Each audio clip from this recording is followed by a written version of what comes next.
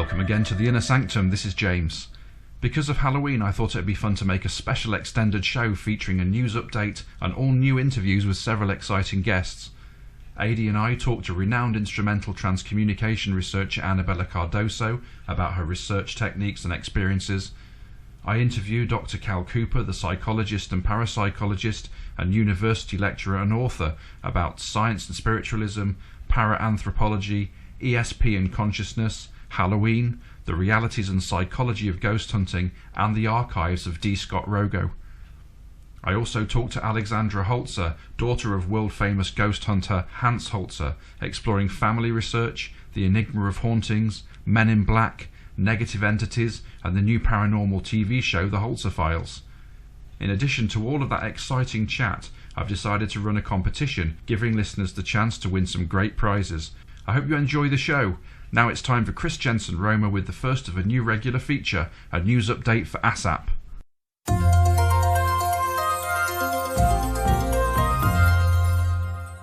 Hi, I'm CJ, and I'm from the Association for Scientific Study of Anomalous Phenomena, or as we sometimes call it, ASSAP.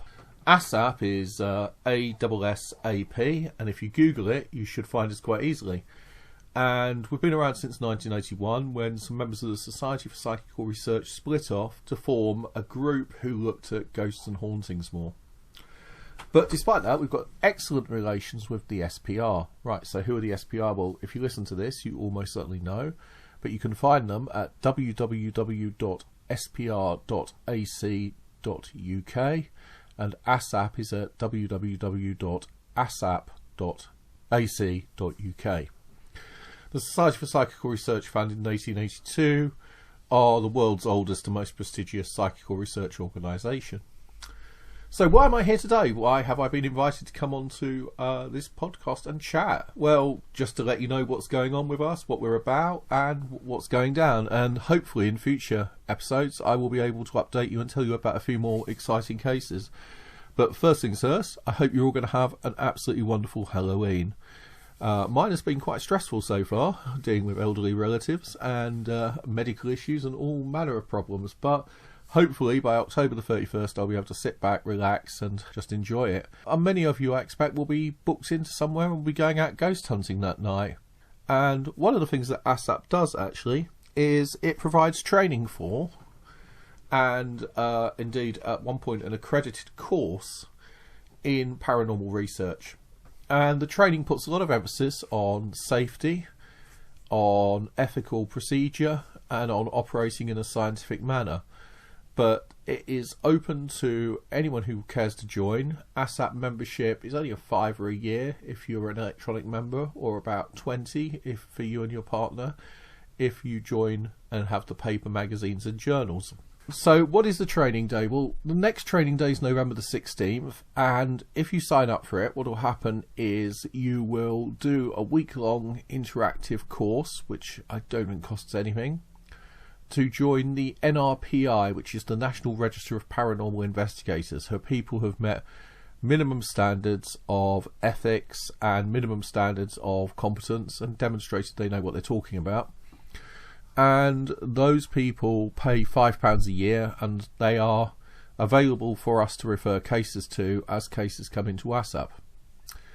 What about the training itself? Well, the actual training day takes place over a weekend, so it's actually 2 days, not a training day. And you go to a hotel in Bristol. And when you arrive at the hotel, you're greeted by a team of people who have been involved with psychical research for a very long time. And the training day's been going for, well over 20 years now, so a large number of people have gone through the process. But by the time you get to it, you'll know what to expect. And what you get is 2 days of intensive workshops, experiments, tests, chats, discussions. The material is first rate. So if there's anybody out there who would like to come and have a go at the ASSAP training day, it's November the 16th in Bristol. It costs, I believe, £50 plus accommodation for the hotel. Takes it up a little bit, but it's quite a cheap, inexpensive hotel. If you have a look online, you should be able to find ASSAP training day. But do bear in mind that you will need to do the course first. So if you write to James or myself, or go to www.assap.ac.uk. You can find out the details. And it doesn't take that long to do the online course once you're actually registered. But this is, you know, a decent standard of properly organised training, and it's going to cost you well under £100. So if you're interested in ghost hunting and you want that kind of ethical and professional basis to it, and you want to be put on the register of paranormal investigators, then by all means drop us a line. So what else is going on in the world of ASSAP? Well, not a lot at the moment, because we had our annual conference back in September, which took place down at Bath University. And that was excellent. I mean, we had some fantastic speakers, and we do get a load of really big names who come year after year, ranging from skeptics like Professor Chris French through to full-on believers. And you never quite know what's going to happen. And the parties are notorious, though I didn't actually get to go to the parties this year. That's a shame, isn't it? So I was there with Becky, the treasurer, and my girlfriend, and we managed to avoid all of the parties. But it's a very social weekend. And again, I don't think there are many conferences where, with accommodation, you can go for about £40, spend a whole weekend, and, you know, stay on a university campus and have such a good time as you do at the ASSAP conference. So if you'd like to hear more about that, go to www.assap.ac.uk. Now, with Halloween coming up, I suppose we really should discuss a ghost story. And the question is, what is your favourite Halloween ghost story? And I have so many, but I was trying to think of one that actually takes place on October the 31st. So I'm going to talk quickly about a case I've looked at over the years, and that is the Black Abbot of Prestbury.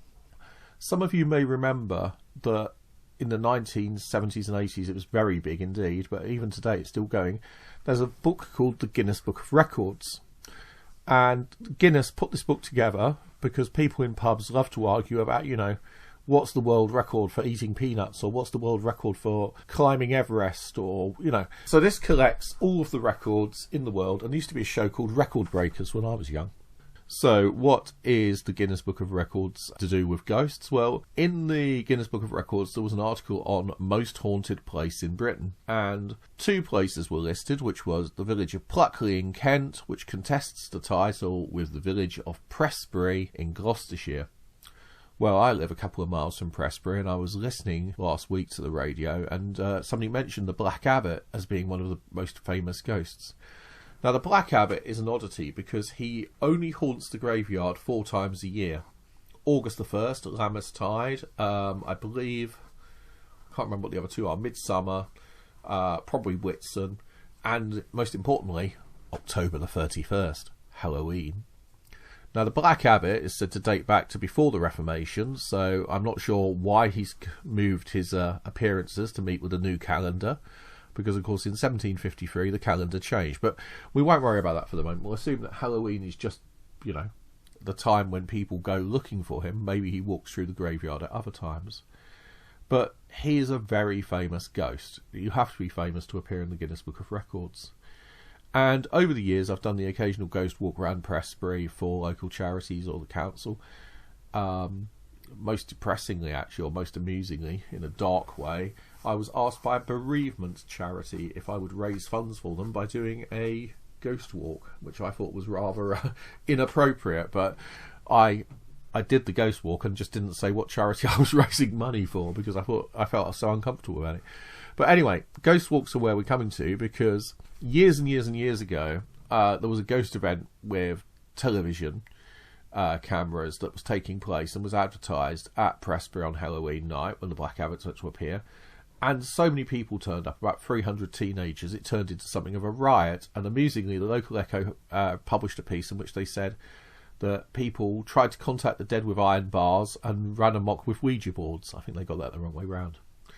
Anyway, the Black Abbot story is still going strong, and perhaps with that in mind, the local vicar has said to the guy who, for the last 3 years, has done the ghost walks up there, look, this is a graveyard. People come here to mourn their dead.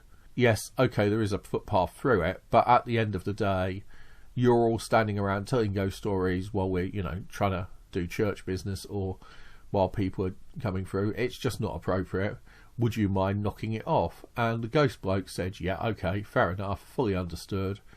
But he'd been a couple of times before, the vicar had asked him to keep it down or whatever, and apparently that hadn't happened. So anyway, this seems to be a very civil disagreement, and it seems to have ended very, very well. But it's been in all the papers over the last couple of weeks, and I guess it's our Halloween ghost of this year is the Black Abbot of Prestbury.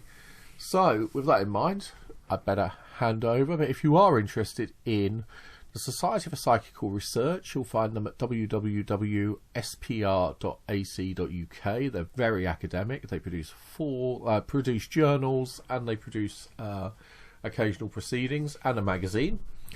And ASSAP, which is the organisation I represent, we produce a magazine twice a year and a journal. So the ASSAP journal will follow soon, and we'll have a piece by James in it. Anyway, ASSAP are at www.assap.ac.uk. Thank you.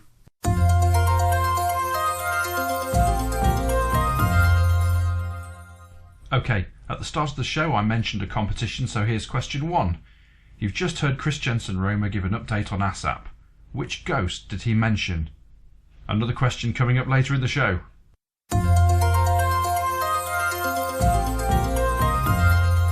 Fantastic to have you here on the Inner Sanctum with us tonight, Anabela. It's a real privilege to be able to talk to you. So we've got quite a few questions that we want to put to you about your research work and get a good understanding of Rio de Tempo and the communications and the individuals that are involved in the communications between yourself and the Time Stream station. So I think Adi really wanted to kind of open with a question about the origins of your research. Yeah, I was wondering how you got into the research with ITC.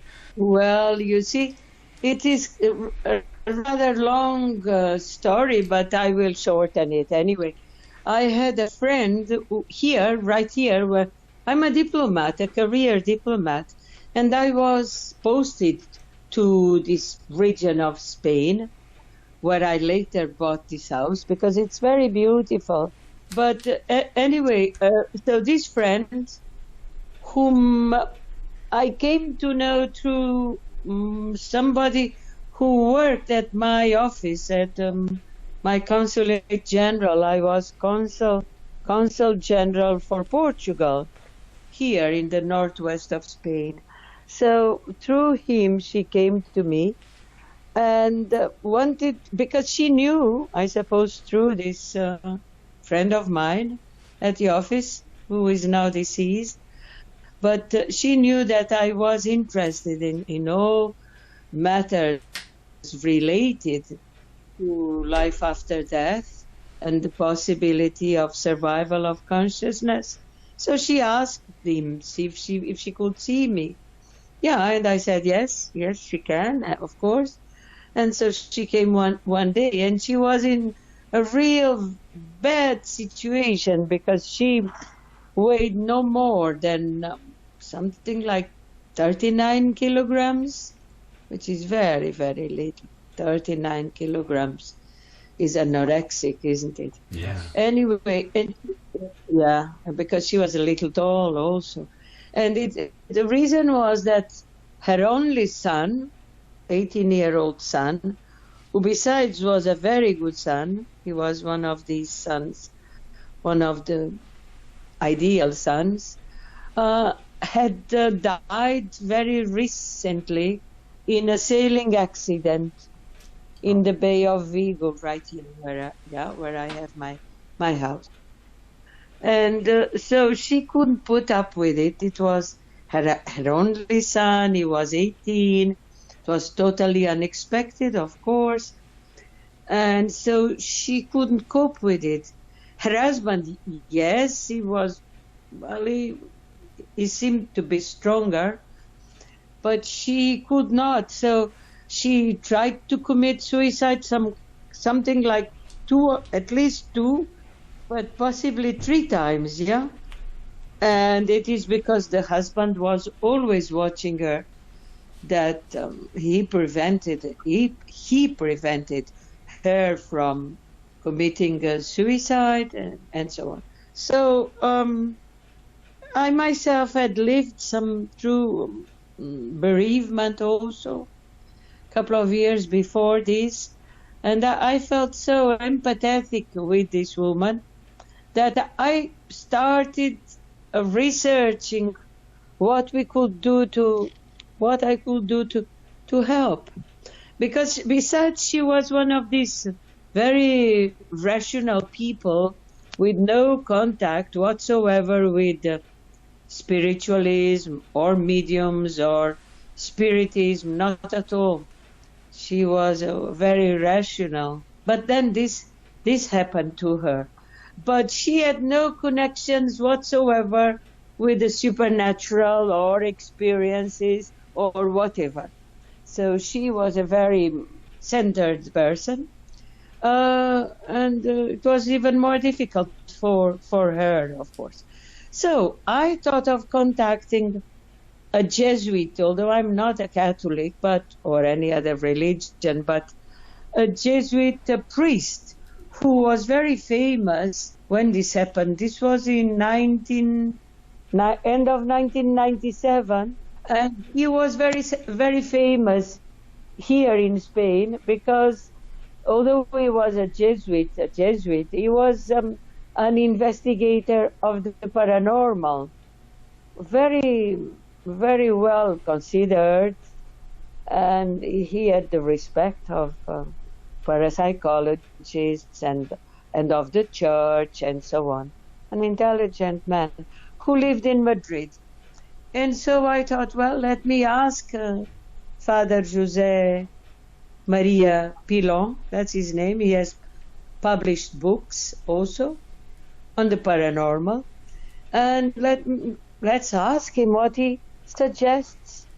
So I suggested this to her and her husband, who was always accompanying her anyway.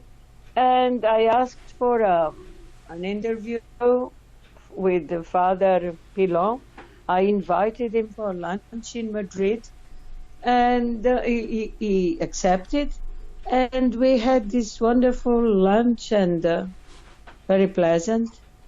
At the end, he listened to the story, and my story also, which was that I didn't know much what to do to help her.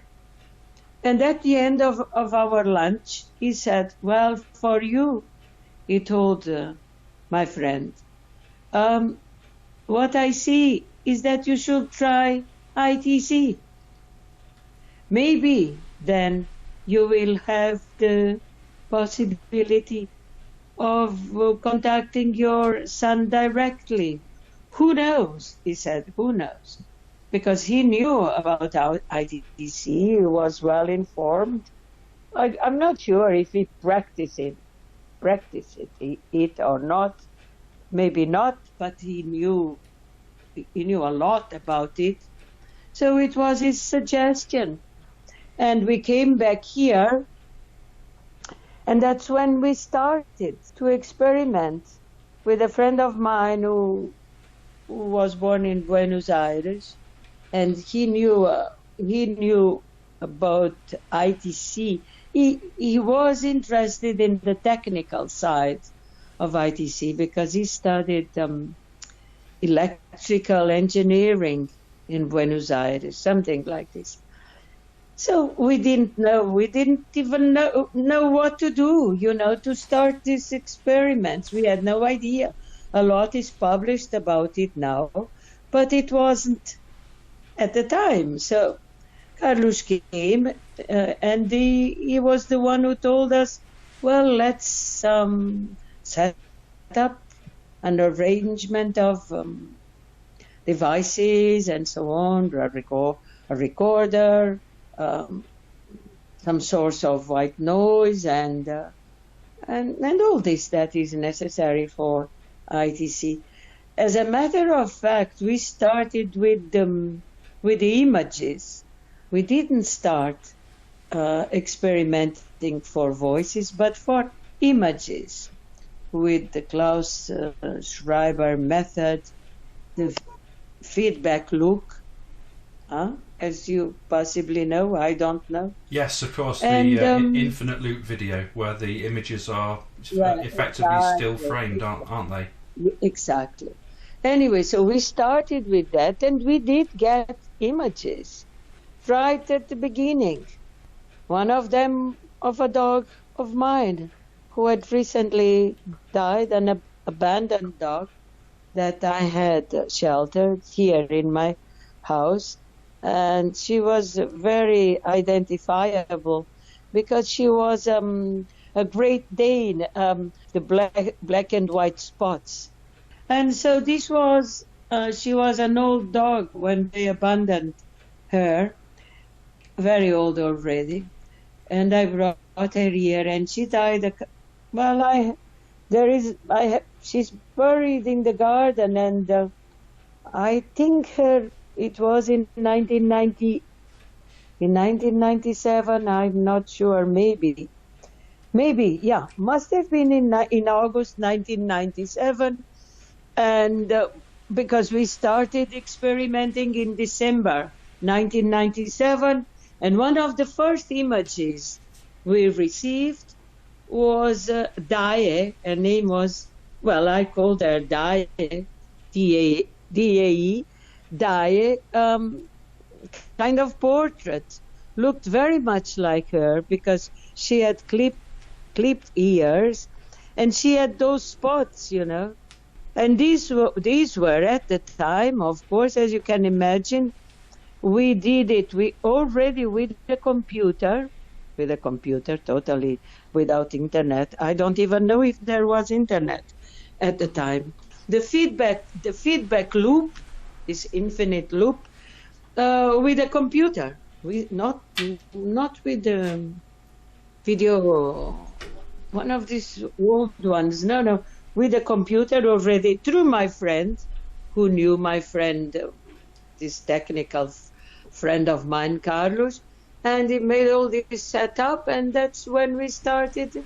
Some of them rather good. This die was one of them, and then we got like the image of a mask, beautiful mask. Then we started with the voices. This was right at the end of 1997, last days of December. And the first voices we had, EVP voices, were of perhaps 17th of January, maybe, 1998. And from here, from this middle of January to the first direct radio voices that I myself, when I was alone in my house, in my studio, received, because they used to come. This friend of mine, the mother of the boy, and my friend Carlos, they used to come once a week.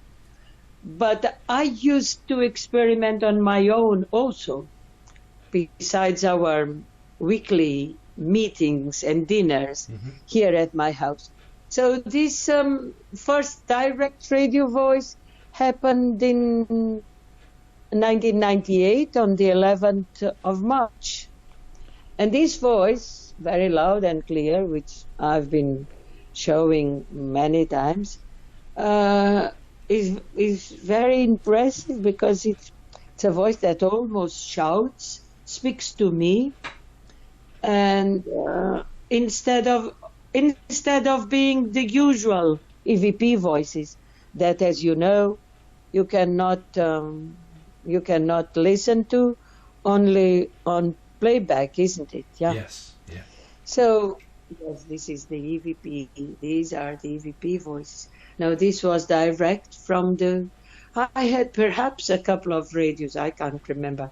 Now I have 5, but then I had perhaps that was my idea. You see, nobody told me. Just my idea that I thought, well, why not 2 radios? If one is okay, why not 2? It's a better offer of frequencies, I thought. So anyway, that's when of the radios started replying to me. Loud, very loud, very loud, very loud, so loud.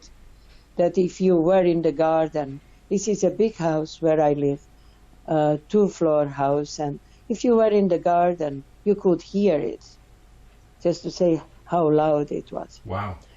So from then on, I, more than anybody else, because my friend came from Coruña, La Coruña, as I said, and it's still 100 and something kilometers from here, and Carlos also came from 30 something kilometers. That's where he lives. So, but I experimented almost every day on my own, and almost every day I had voices. Direct radio voices. Must be quite exciting. Also, yeah, yes, very much so. Not so much these days, but at the time it was absolutely incredible because, well, so incredible that the only thing I knew about this it was from having read something about it through my friend, this young man Carlos, who knew about this method, but Carlos is very kind of skeptical. But he didn't believe. He didn't believe that it was possible. So that was my only knowledge of the subject.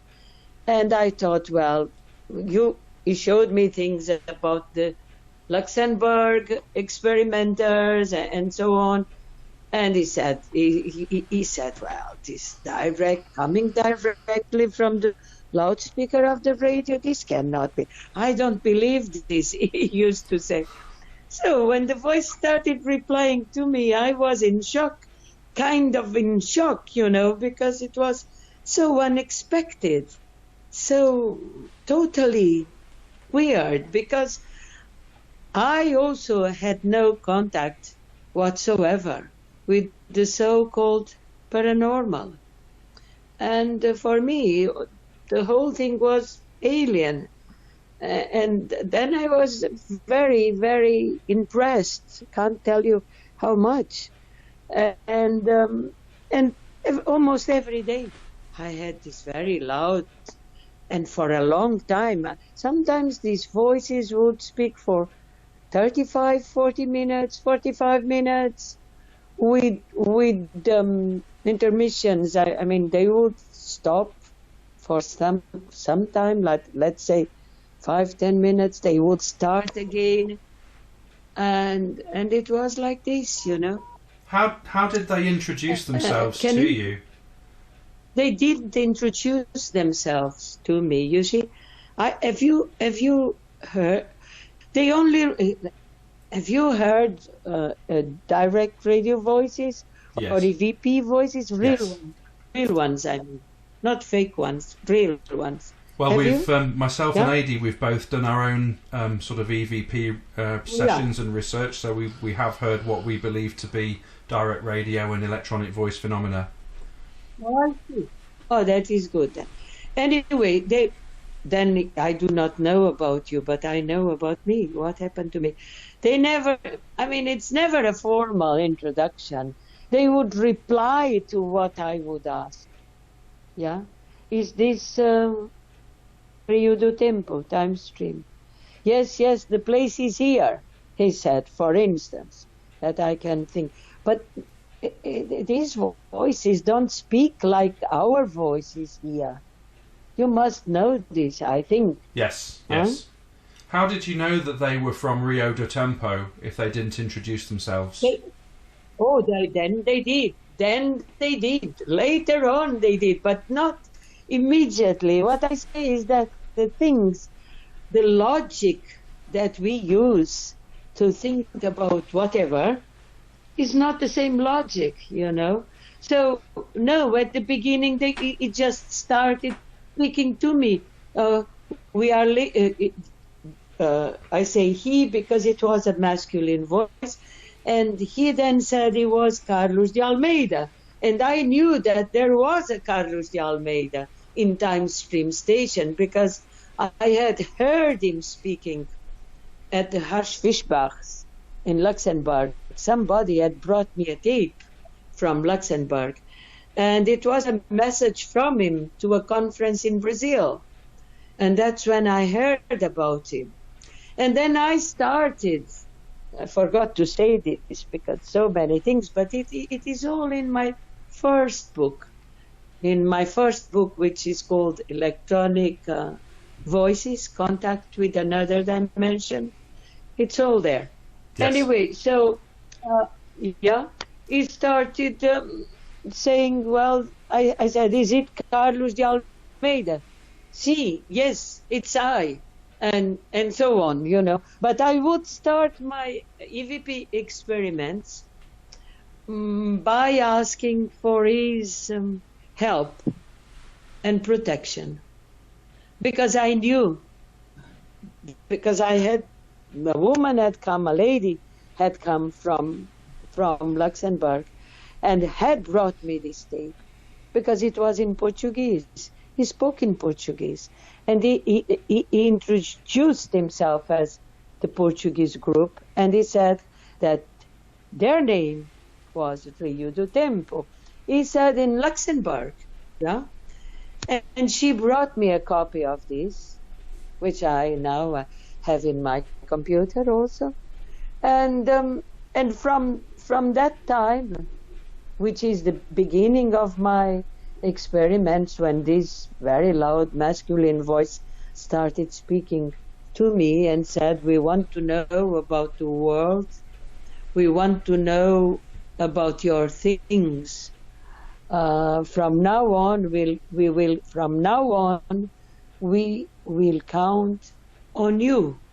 We will offer what is fair, he said. And when I said, well, I have difficulty in understanding, because of course I was not expecting this to happen, not at all.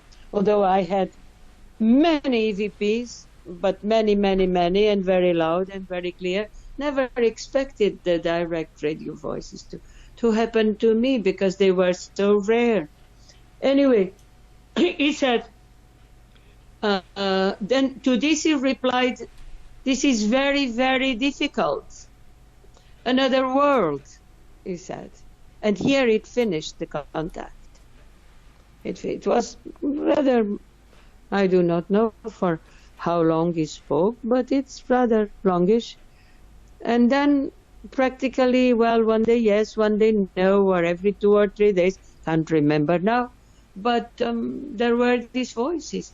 And I was the one who was here all the time, and who turned my radios on, who did my experiments every single time, because they would come once a week. And my friend, to explain the situation a little bit better, my friend, this one from La Coruña, Lola, she only wanted one thing from this situation. She wanted to speak with her son. That's all. She was not interested in anything else.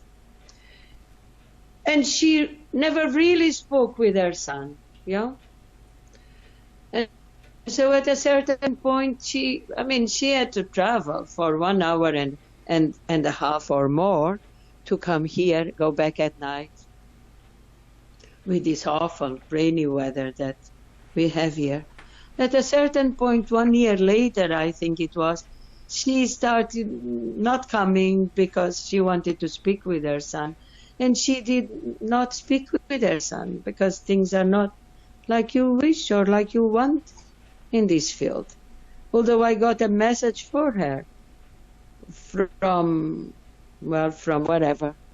I do not know, Rio do Tempo or not Rio do Tempo.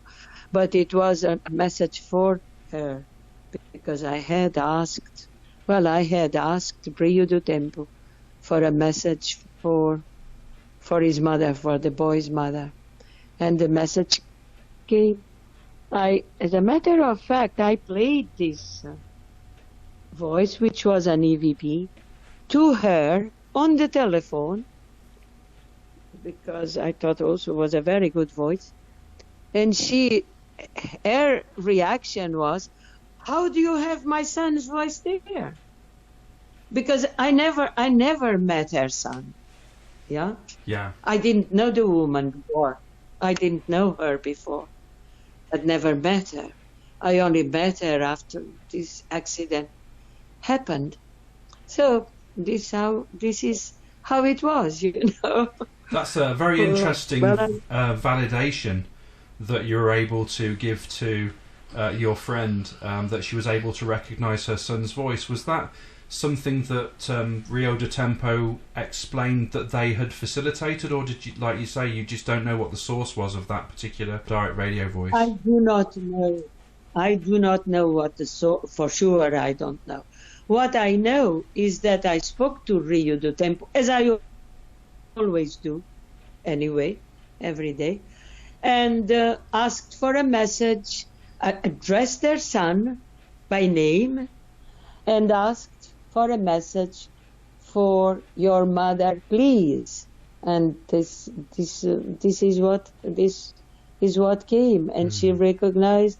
I played it over the phone, which changes voices, as you know. Absolutely. And she said, how do you have my son's voice there?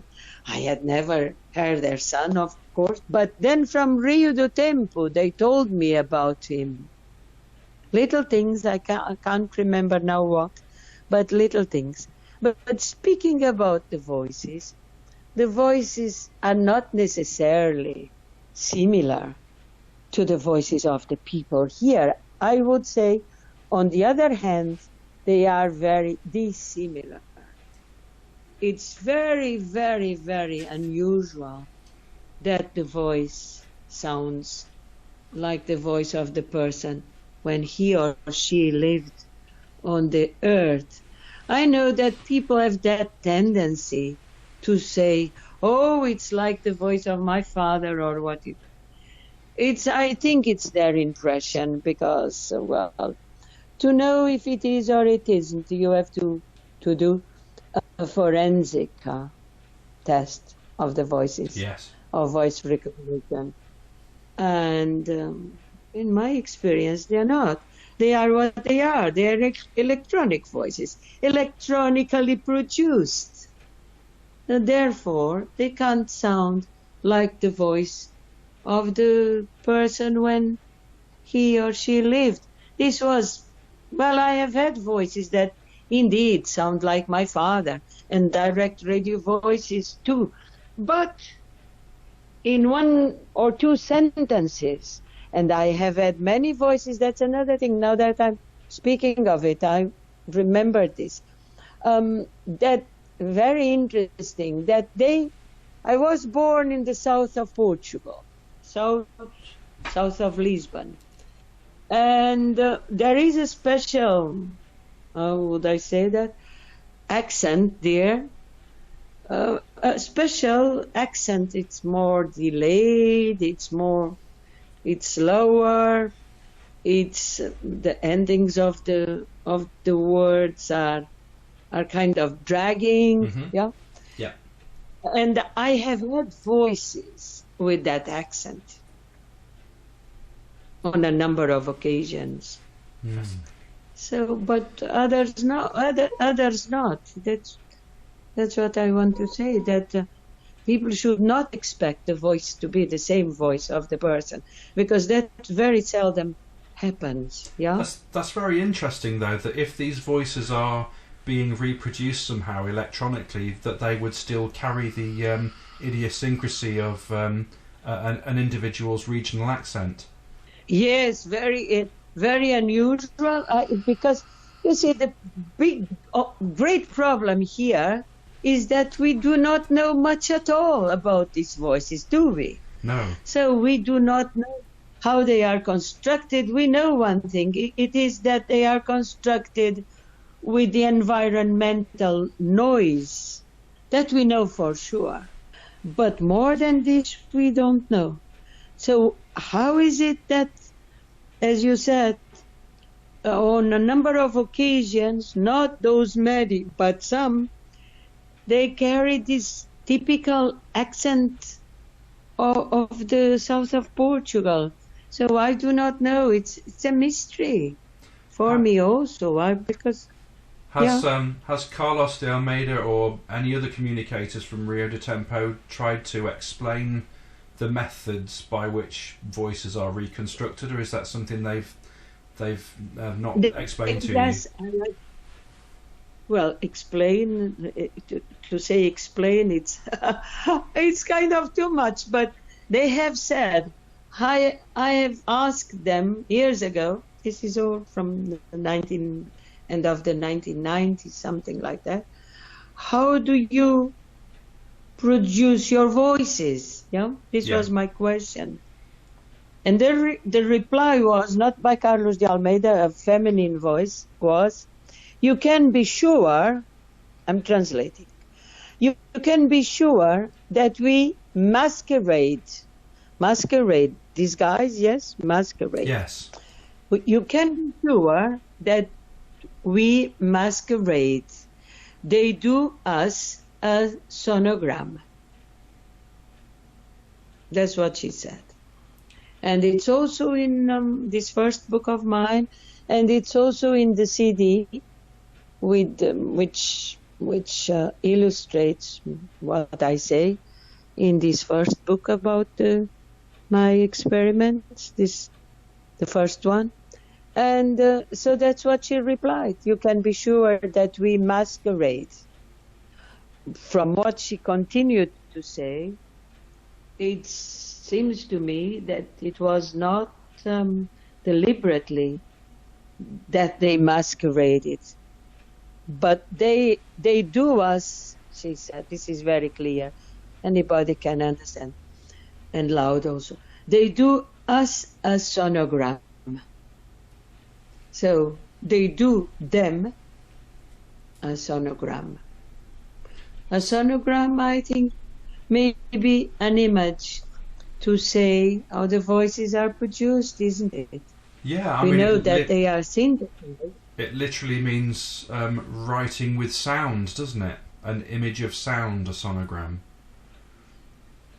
A sonogram is an image obtained. I do not know very well. Obtained through sounds, isn't it? It's a graphic of sounds. Yes, it's a sound imaging. Yeah. Interesting. So sound imaging. So it almost sounds like perhaps they take an image of an individual's voice pattern and then can recreate that somehow in order to express thought using sound. I think so, because in Luxembourg and Rivnich in Germany, and Luxembourg with Harsch Fischbach and Adolf Holmes in Rivnich, these are perhaps the top transcommunicators ever, besides Jurgensen. But Jurgensen was the first one, or almost the first one, after von Slee and Bayles. Anyway, in Luxembourg, where the contacts were organized, devised, directed by high entities of a different nature, as they classified themselves, they said that the voices are synthesized. They said very clearly, we try our best to reproduce, again, what you are saying, to reproduce. In this case was a lady called Margaret Hackes. She was a close friend of Maggie Harsch-Fischbach. And the high entity, whom they called the technician, said, we are trying to reproduce, or trying to prepare her voice, or to reproduce her voice, whatever, if something of this kind is said. The voices are synthesized, and it's not an easy thing. Yeah.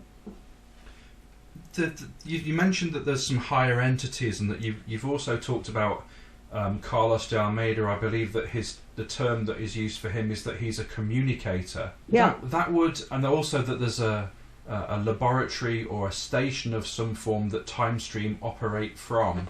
That would indicate that there's some form of hierarchy or structure involved. And what would be the purpose of that and the objective of that? Do you have any information from them about that?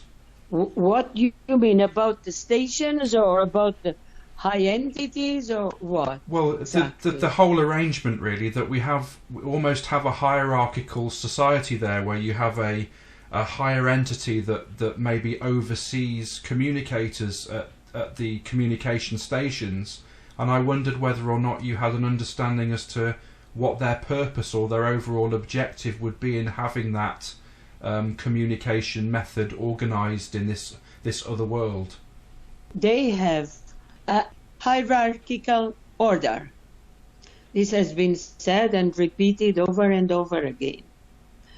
So the hierarchies are strong, they are powerful, but they are not based on the same values, totally different values, but a hierarchical order.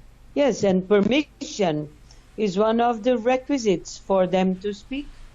In the case of the stations or centers, laboratories, yes, I suppose, but yes. A center for communication, already at the time of when this English journalist, William Stead, wasn't he, who died in the Titanic, in the shipwrecking of the Titanic, yeah? Right. William T. Stead, who was a great spiritualist, he communicated after the shipwreck,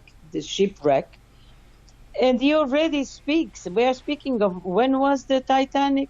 I don't know. 1912.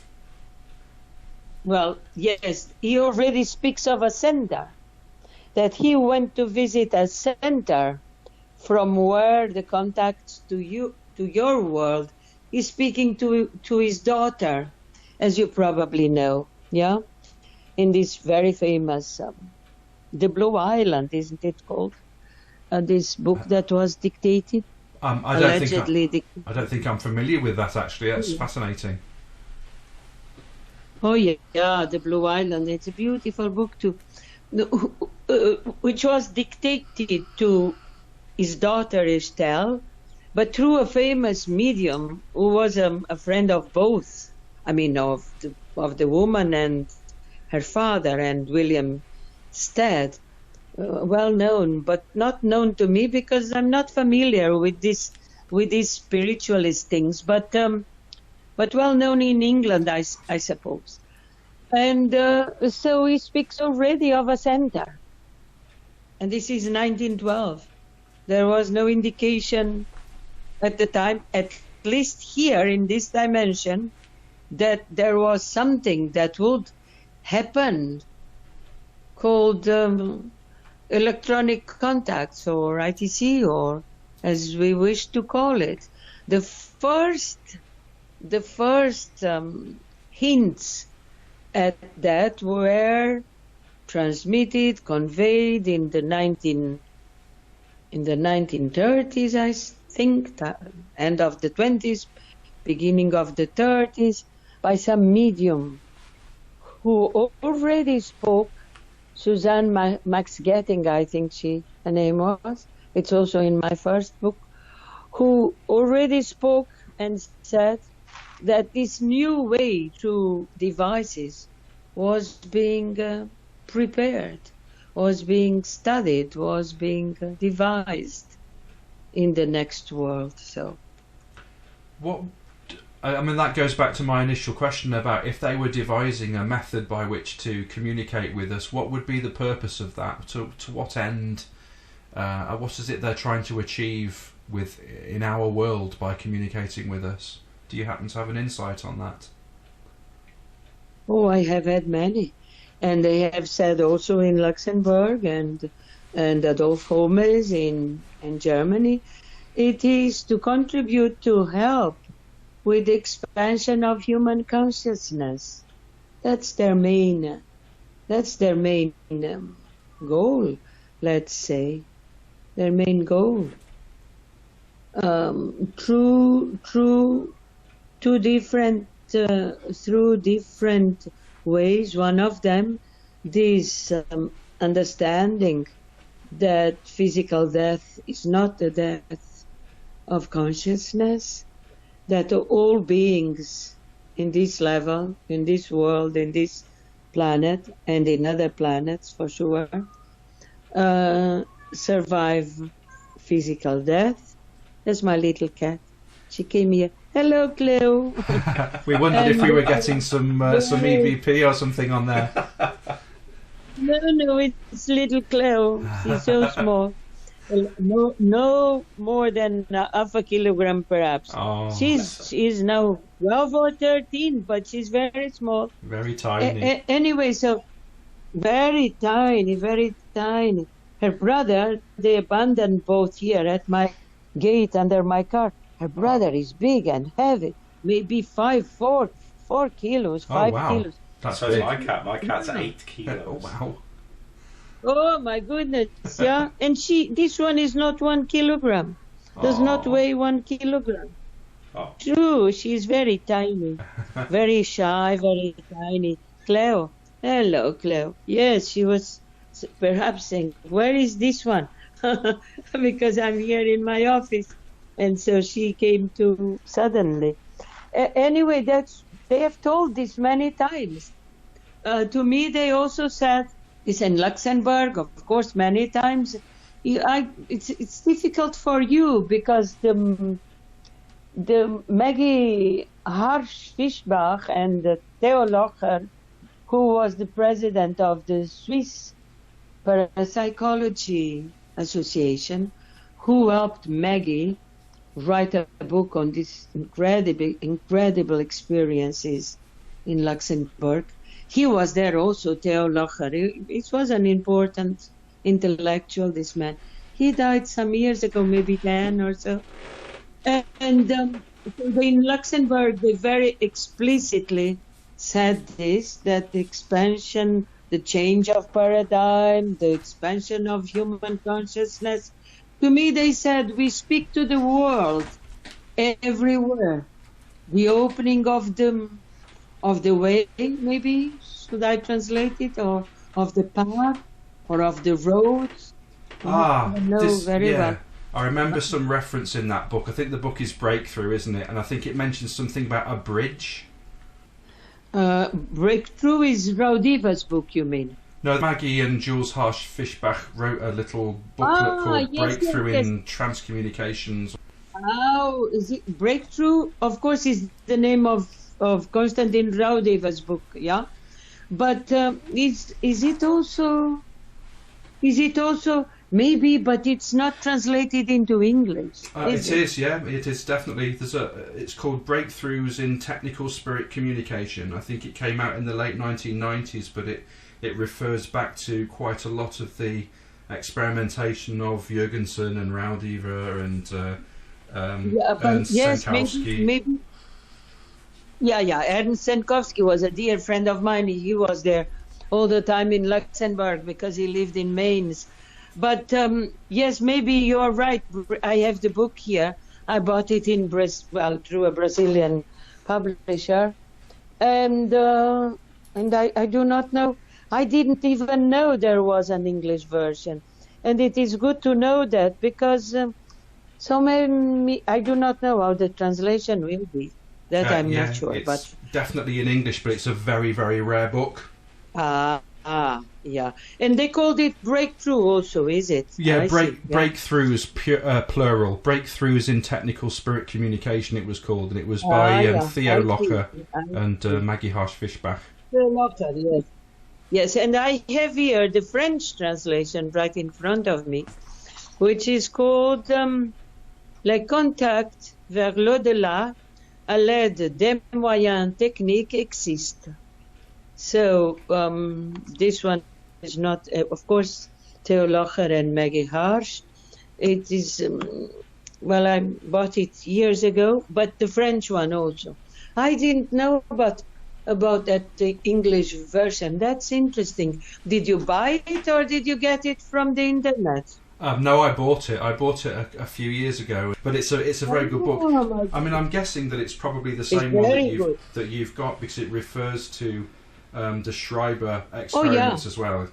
Yeah, exactly. And that part of the Schreiber experiments are by Theo Locher, because of course Maggie Hirsch didn't know so much about that. Yes, oh yes, it is exactly the same book, because she only wrote one anyway. Right. That one, no more. Yeah, no more than one. And with Theo Locher, yeah. Oh yes, of course, yeah. So that's the one. I don't remember now. I know it's something, the communication with the beyond through technical means is possible. Something like this, isn't it? Yes, like I said, Breakthroughs in Technical Spirit Communication. That's the title of the book. But like you say, it's very similar to Raudiver's Breakthrough. No, yeah. I see. Yeah. But it's very interesting to know that it exists. I wonder who published that. Do you know? It was published in Canada, I think. Continuing Life Research. I see. It was by Continuing Life Research, which is a division of M.H. Macy and Company. Oh, I see. Very interesting, yes. Hello, James. Hi. Yeah, we can still hear you. Hello. Hello? Yeah, because there is some beep here. Yes. Hello. We can some still hear you. Some beep in my telephone. No, we've been hearing that as well, and we're not really sure what that is. So maybe somebody's trying to cut in on our conversation. Maybe. So, the second book of mine, now I'm finishing the third one, which will be different because it will be more about my own feelings about the whole thing. But the second one, which is electronic contact with the dead, what do the voices tell us? As a lot of the communications, as a matter of fact, it's based on those by the high entities who communicated with Adolf Holmes in Germany. And these are the computer texts, yes? The anomalous computer texts that appeared at Adolf Holmes and were closely, how do I say, supervised, closely witnessed, studied by Professor Ernst Senkowski. Because Adolf Holmes was just a modest carpenter. And the messages that he received, mostly through computer texts, are of such high level, not technical, philosophical, intellectual, ethical, that he didn't understand them, Adolf Holmes. He was just a restorer of old furniture. And it was really Professor Senkowski who used to explain to him and what they said and so on, as these eye entities. So you will know that because you have the book. Indeed. Swejan Solder and the technician spoke to Senkowski and sent him computer texts, as you know. Yes, because you have absolutely. I think Adie's got an observation about the computer communications there, really. I think he draws a parallel with something, so he'd like to ask you a question, I think, specifically about that. Yes. There was a book that was released in about 1984 by Ken Webster, who talks about getting computer messages on a BBC computer which had no internet access and things like that because it didn't exist. It kind of drew parallels with what you were talking about with Time Stream, because he said in that book that he was not only communicating with the past, that he talked the future, and I drew the parallel between that while I was reading actually one of your interviews with Professor David Fontana. So I was wondering, do you think there is a connection with the vertical plane story of talking, I can't remember the year, was it 2106 or something like that, and Time Stream? Well, the vertical plane I did not read, and what I know is that the SPR dismissed the veracity of, but very stupidly so, I think, according to Francois Brune. Yeah, he said that this was a shame. He said the way it was done. Francois Brune, father Francois Brune, who died a few months ago, unfortunately.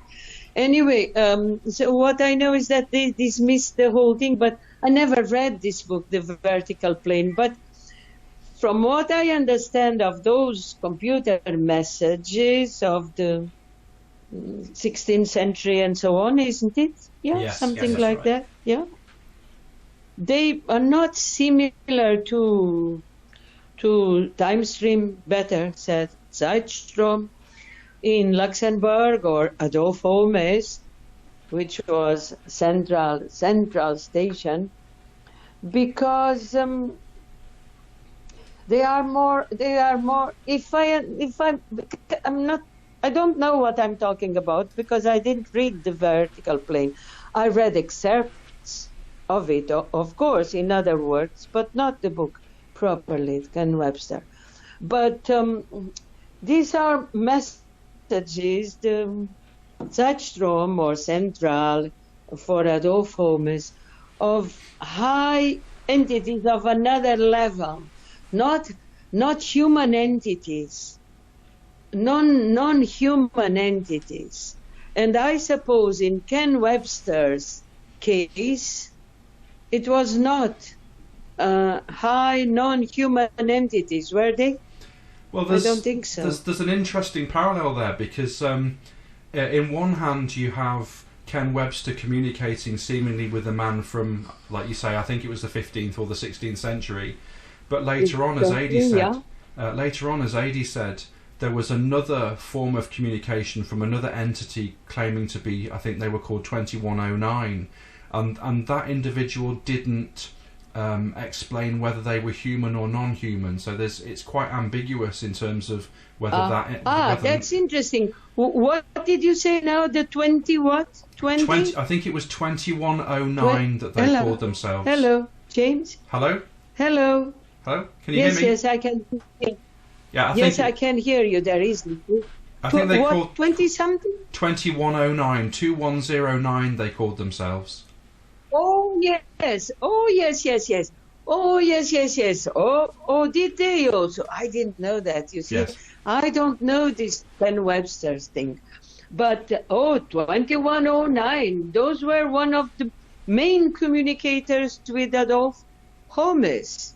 And Senkowski speaks a lot about them, about that, federation, whatever it was called. There's something of the light, isn't it? It's 2109. And yes, apparently non-human, yeah. But what I know is that Adolf Holmes in Germany, yes, he received messages from this group 2109. Very interesting. I very much like this coincidence, let's call them coincidences, because they really validate the phenomena, don't they?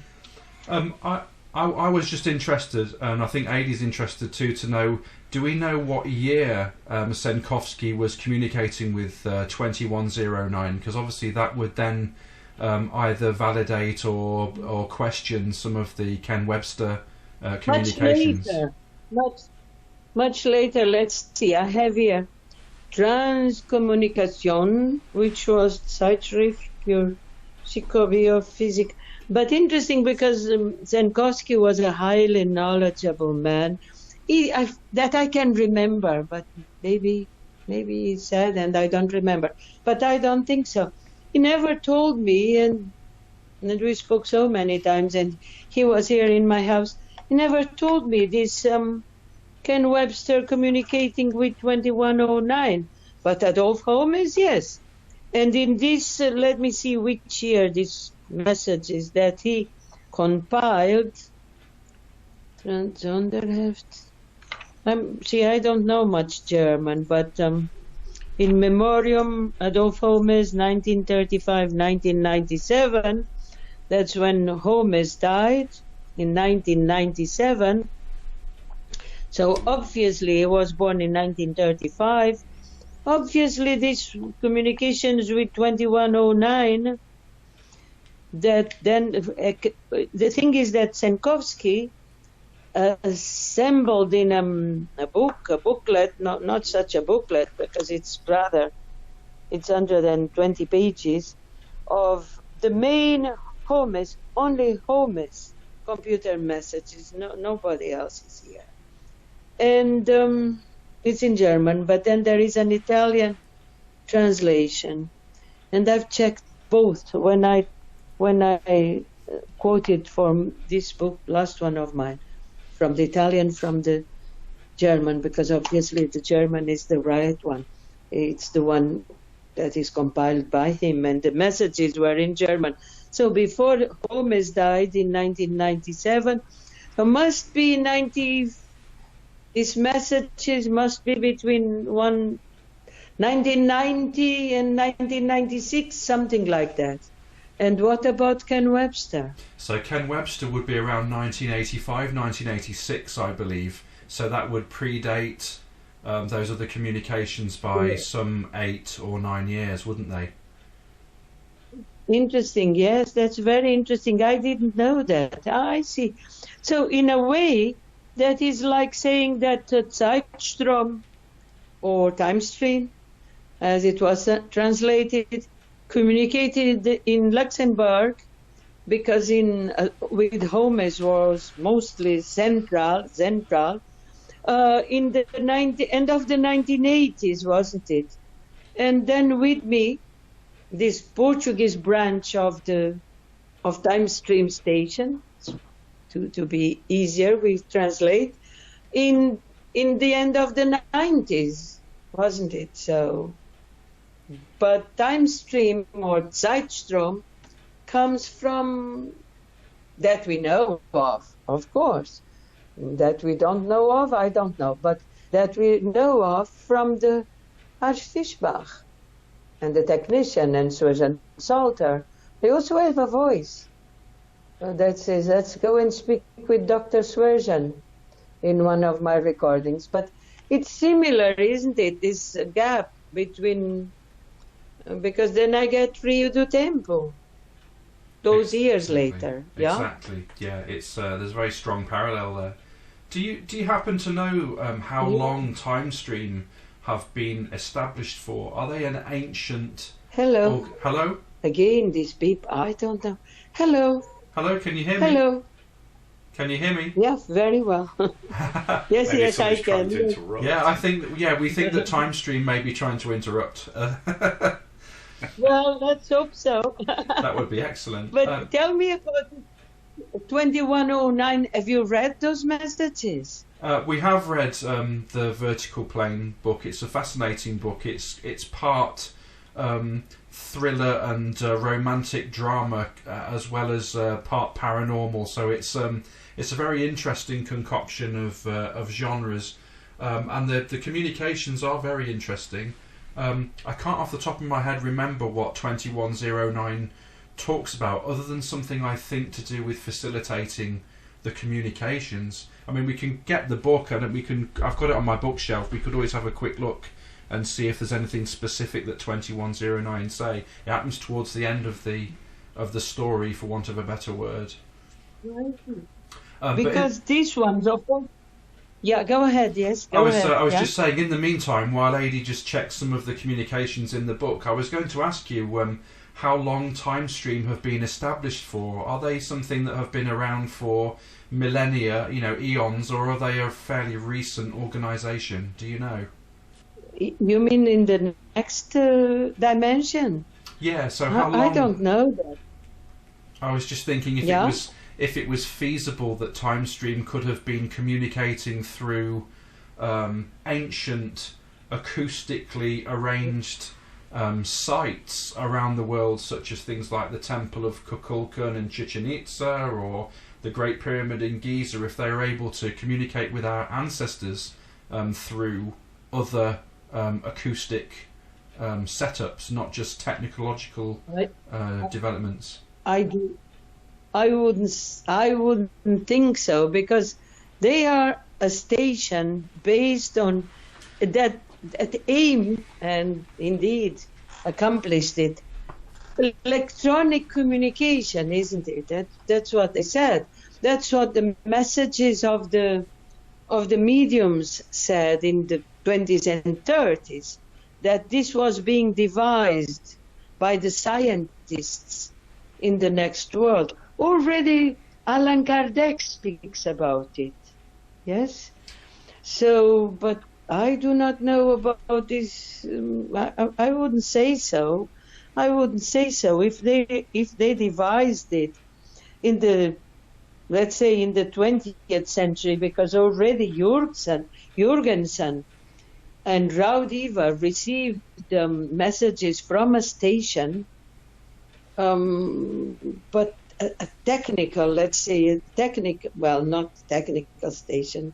It must comprise everything, but a station directed at technical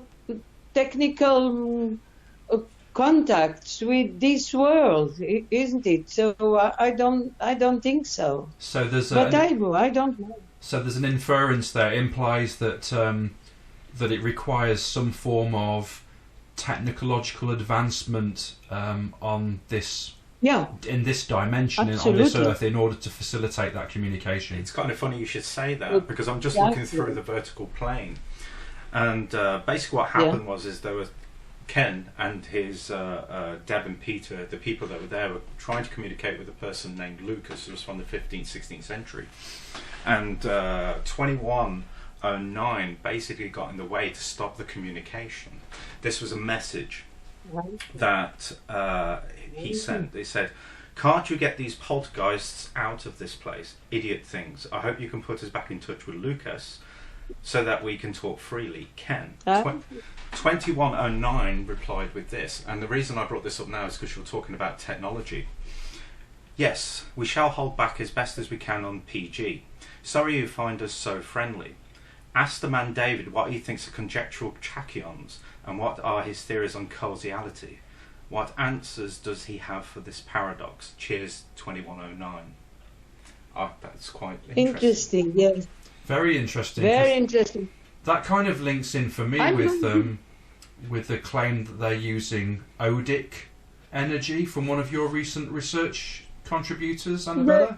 Well, not really from my own research. That's what they said in Luxembourg. She said, Susan Salter told Senkovsky, or told Maggie to tell Senkovsky, tell Professor Senkovsky that we use Odic energy. She said. She wrote, it's a computer text, Odic energy. This woman, this scientist of another physical world, Susan Salter, tell Professor Senkovsky that we use Odic energy. He will understand. It finishes like this. It's a long text. Yeah, it's fascinating. It is really fascinating in that, the passage that Adi just read from 21 talking about tachyons and talking about causality is an interesting link there. Very, very. And then, of course, there is that. How does he call it? How does he call them? It will be in. I do not know about the first one, but the second one for sure, translated into English. This Henri Sainte-Claire Deville, who spoke. I had a copy of that speech, which was a direct radio voice, but true. The arrangements dictated by the technician and Susan Salter in Luxembourg, a French scientist that nobody knew in that group. He discovered Silicio, I think, this Deville, Henri Sainte-Claire Deville. And he also speaks not tachyons, I do not know how he calls them, but very easy to check in my book. Or in Senkovsky's book, but mine is easier because I know exactly where it is. And not tachyons, but it's made of, where he says that time, well, that of course time does not exist, That's always an affirmation that we have from these communicators. But also he speaks that they are not tachyons, but that they are rolled up. Therefore, here, I can check it for you if you want very easily, even here in my computer, but because I left the book here. But it's very interesting, very interesting. This 2109, I'm very interested because Holmes received messages, computer messages from them. Senkowski was not very sure, no, he was not very clear for him, this 2109. He said I do not know who these ones are, if they are fake in the sense, not being fake communications, of course. How do you do a computer fake communication? It's very difficult. But a fake group in the next dimension. He said, I'm not sure about them. I remember this observation by Ernst Senkowski, speaking about this 2109. Fascinating. But what I'm going to do is, It's fascinating because you said these may be a almost like a pirate radio. Yeah. I in the next dimension. Now, the bit that intrigues me about that is any kind of communication from that dimension, whether it's pirate or direct from Zeitstrom, is going to be exciting. That's almost like they're the equivalent of internet trolls. Yeah. But you know, predating that by some sort of 3 decades. Yeah, exactly. True. Very, very interesting, and a striking parallel there. It's a really, really interesting book. I'm sure I can get it because, well, it's available. I've seen it, I think, in the internet. Yes, I certainly got the copies that I bought from Amazon. That was only within the last year or maybe year and a half. Yeah. So it should still be available. If it's not, let me know, and I may be able to see if I can find a copy over here for you and get one sent to you. No, I will try. I will try because I'm particularly interested because I know as much as I can about those computer texts set at Holmes, not only from 2109 but from other groups also. And I know the contents of these messages, very interesting, very powerful, very unexpected also. So I'm interested, but you said it's just a small intervention, you said, with Ken Webster. That's right. They kind of stopped his conversation with Lucas, who was in the 15th, 16th century. I mean, they couldn't work out how, and then it kind of rolls into a separate story of its own. But it's fascinating to read. Yeah, very interesting. Anyway, even if the SPR said it's all nonsense, I don't care what the SPR says because they also make mistakes and many. And they've made many in the past. So that Ken Webster story is also very interesting, isn't it? I think it is. It certainly is. Yeah. So, yes, I want very much to read that book. I would like more about the 2109 because I know they communicated a lot with Adolf Holmes in Luxembourg, in Rivnich, Germany. So I would like to read other messages from them to other people. But in any case, it's always interesting. So I think it would be interesting to compare the tone of the messages from your set of communications that you have a copy of and compare them with the ones that Ken Webster received to see whether or not it seemed like it was the same individual and their writing style was the same. Yes, exactly. That's what I always like to do, is comparisons, Exactly. Because I think they're very valuable, aren't they? Yeah. They are. They're very telling, aren't they, to see whether or not, if you have that similarity, that the odds are that it's likely to be the same person. Absolutely true. So, anyway, that's what I would try to do. I was just thinking whether or not if you have a view on what Nikola Tesla said about human advancement. Hello. And, hello, are you still there? I hear you now. Can you hear me? Again, there is this thing here. I don't know what it is. Hello. Hello, I can can't you hear hear. me? Can you hear This me? thing stopped. Now, yes, I can. Okay. Yeah. Nikola Tesla said about human advancement, making, some monumental steps if we focused on vibration and frequency in terms of energy.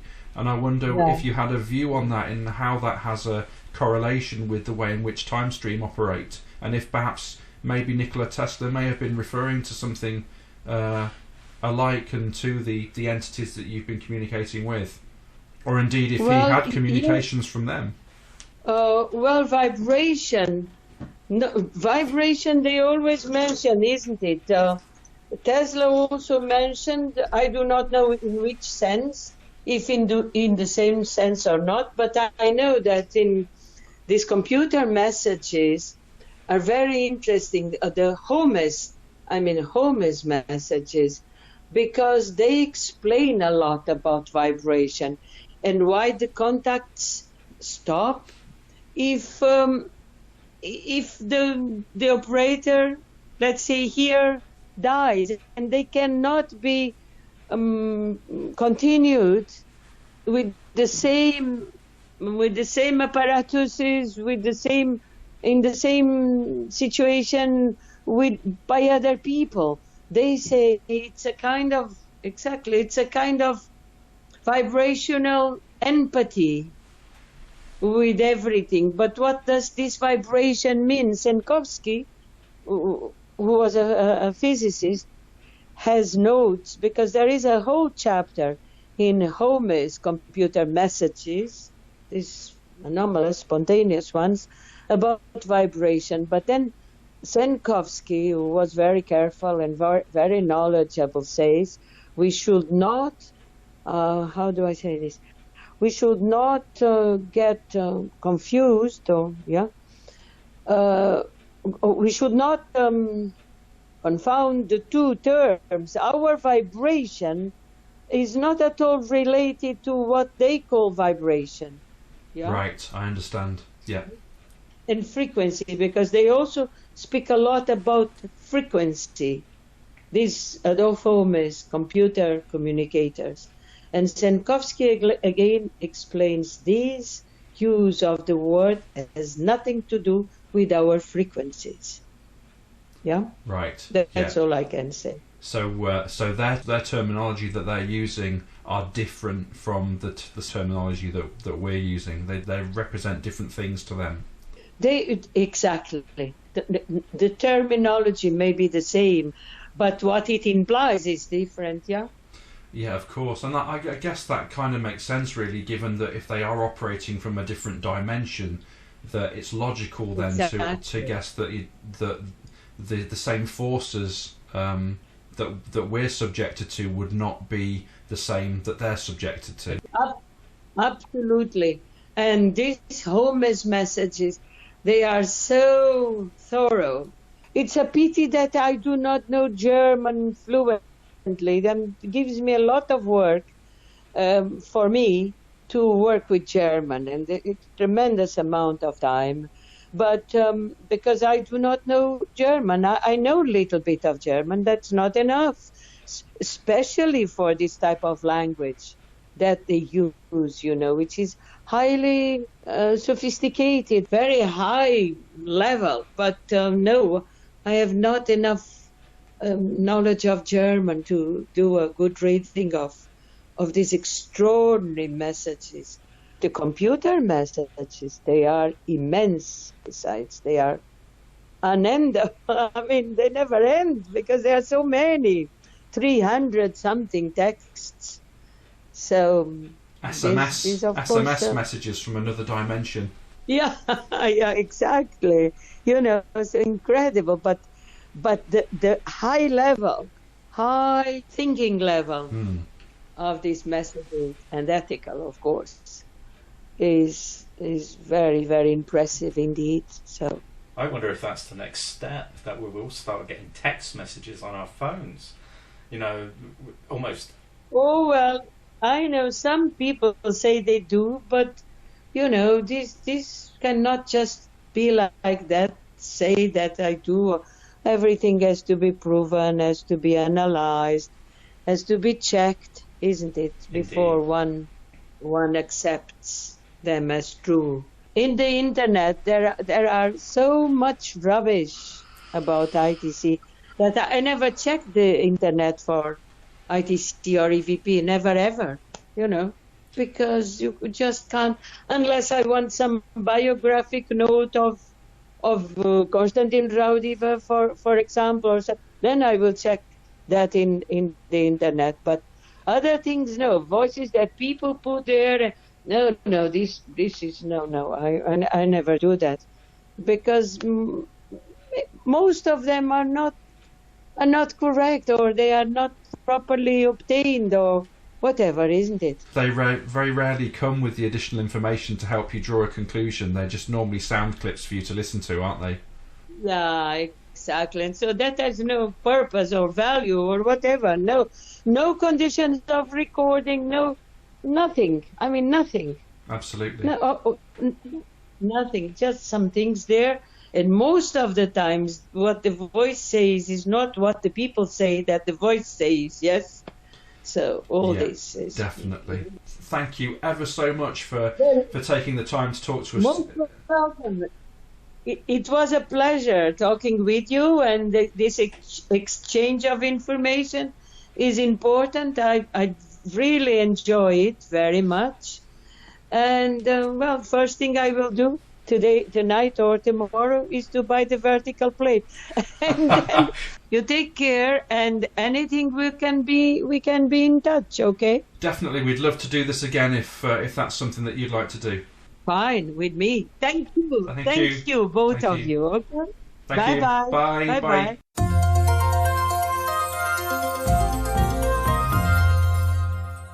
During our chat with Anabela Cardoso, what's the title of the book she mentioned when talking about the Titanic disaster?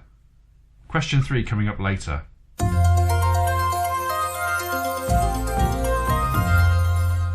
Welcome to the show again, Cal. It's an absolute pleasure to have you again. And thank you for having me. Good to speak to you.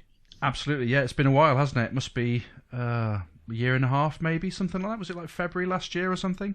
It certainly was a while ago. It's good to have you back to talk about some more cool stuff. Looking forward to it. So really the first thing I wanted to talk to you about is I recall a very quick conversation that we had fairly recently about you going off at short notice to the Isle of Wight for some convention or a conference. I just wanted to know if you can tell me anything about that, and who went and what the discussions were and topics, etc.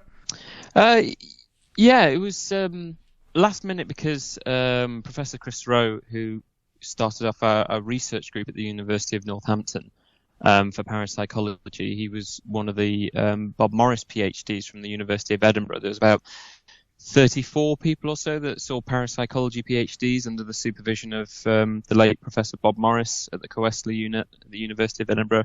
And Chris joined us in the late 1990s, and with Dr. Simon Sherwood and Professor Deborah Delanoy, they started up the Centre for the Study of Anomalous Psychological Processes, in which Northampton's research group was looking at parapsychology, transpersonal psychology, and consciousness studies.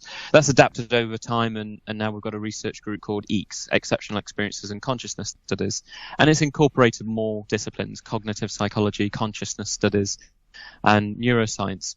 And anyway, Chris had been invited over by a spiritualist church over on the Isle of Wight that wanted to host a science and spiritualism study day with some demonstrations of mediumship from one medium who lived on the island, another one that was from Bournemouth, and then one from the Arthur Findlay College, Stansted Hall. So that one from the Arthur Findlay College is also the science officer, Chris Connolly. So he gave a presentation on his views of the overlaps between science and spiritualism. Chris Rowe gave a presentation on mediumship and his research on cold reading. His PhD was on Barnum scripts and cold reading. There haven't been really any formal studies beyond his extent that followed up. So he really did some groundbreaking research in his PhD to look at these methods of mediumship. I did, as I was asked to do, a general overview of survival research. So I just focused it on some of the things that I'd done. So my initial interest in ghosts and hauntings, I gave them a brief snippet of the telephone phenomena, and then I spoke about the after-death communication research that we've been doing, where we've updated on all these numerous studies, but the most popular one was one by Dewi Rees that came out in 1971 in the British Medical Journal, called Hallucinations of Widowhood. And in that, he'd interviewed 293 widows and widowers. And after that, various other studies came out looking at what are these sense of presence experiences like, what do people report, but they became more specific. There were less and less participants further down the line because they became more in-depth interviews than survey-based. We've gone back to the surveys to look at various cultures. We've given out a survey that takes at least 40 minutes to complete. It's finished now in terms of data collection. We might return to it one day, but it went out in English, French and Spanish.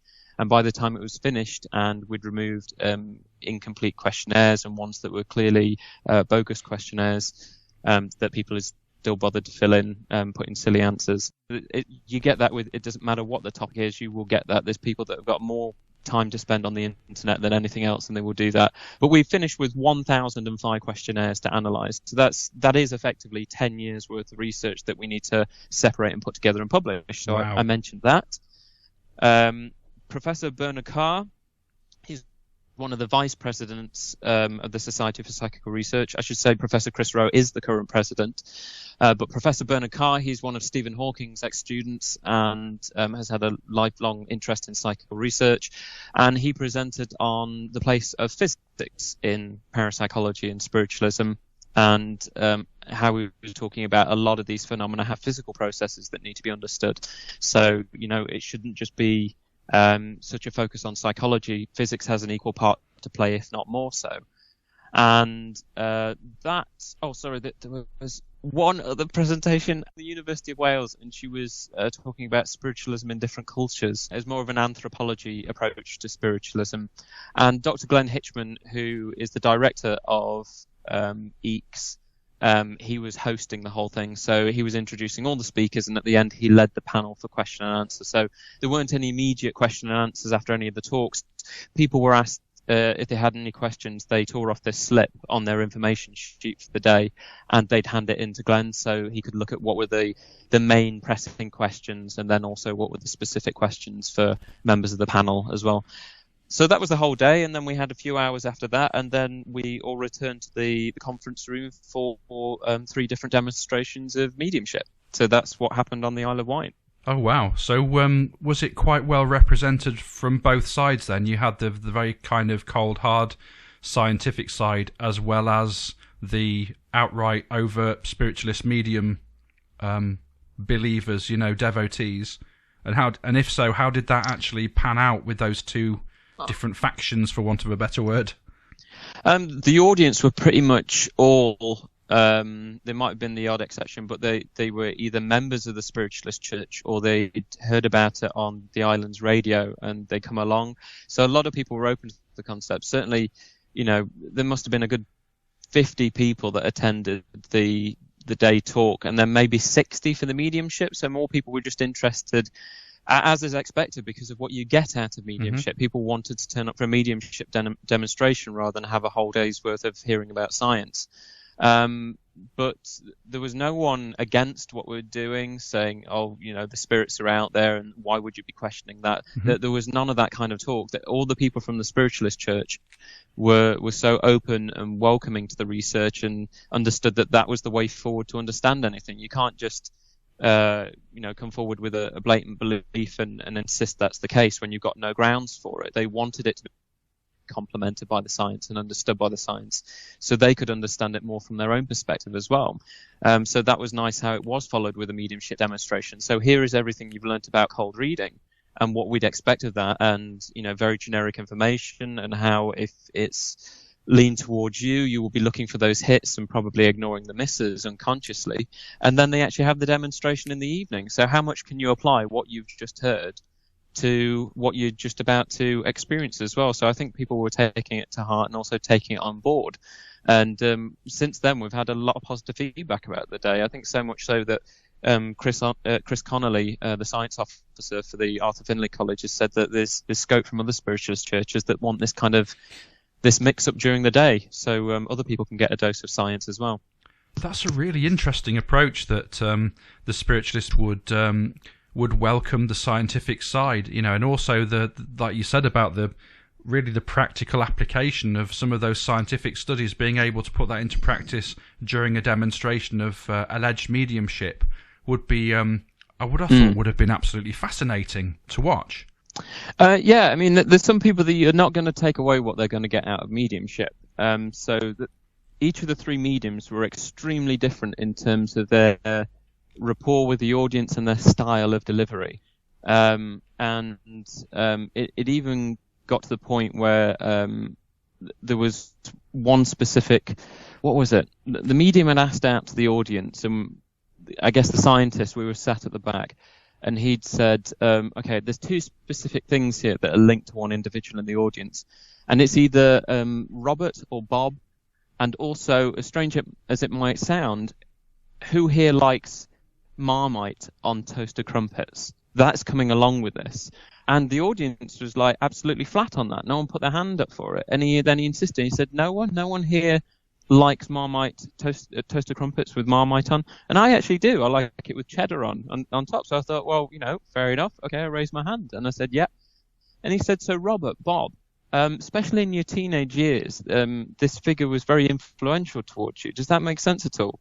And I had to think. And I thought, well, not obviously, no, but let me have a rack through my brains for everyone else. I don't know anyone by the name of Robert or Bob from that time period, and certainly not anyone that was influential, so no. And then he said, okay, how about Julia as well? Absolutely not, no. So it got quite awkward at that point because he'd had loads of misses as well up until that point. And then someone else in the audience vaguely admitted to, yeah, I think I'll take the toaster crumpets as well, but equally couldn't relate to Robert or Bob. And it was one of those where you think, well, if you want me to be blunt from the science perspective, there was nothing about any of the readings whatsoever that convinced me that anything extrasensory was going on.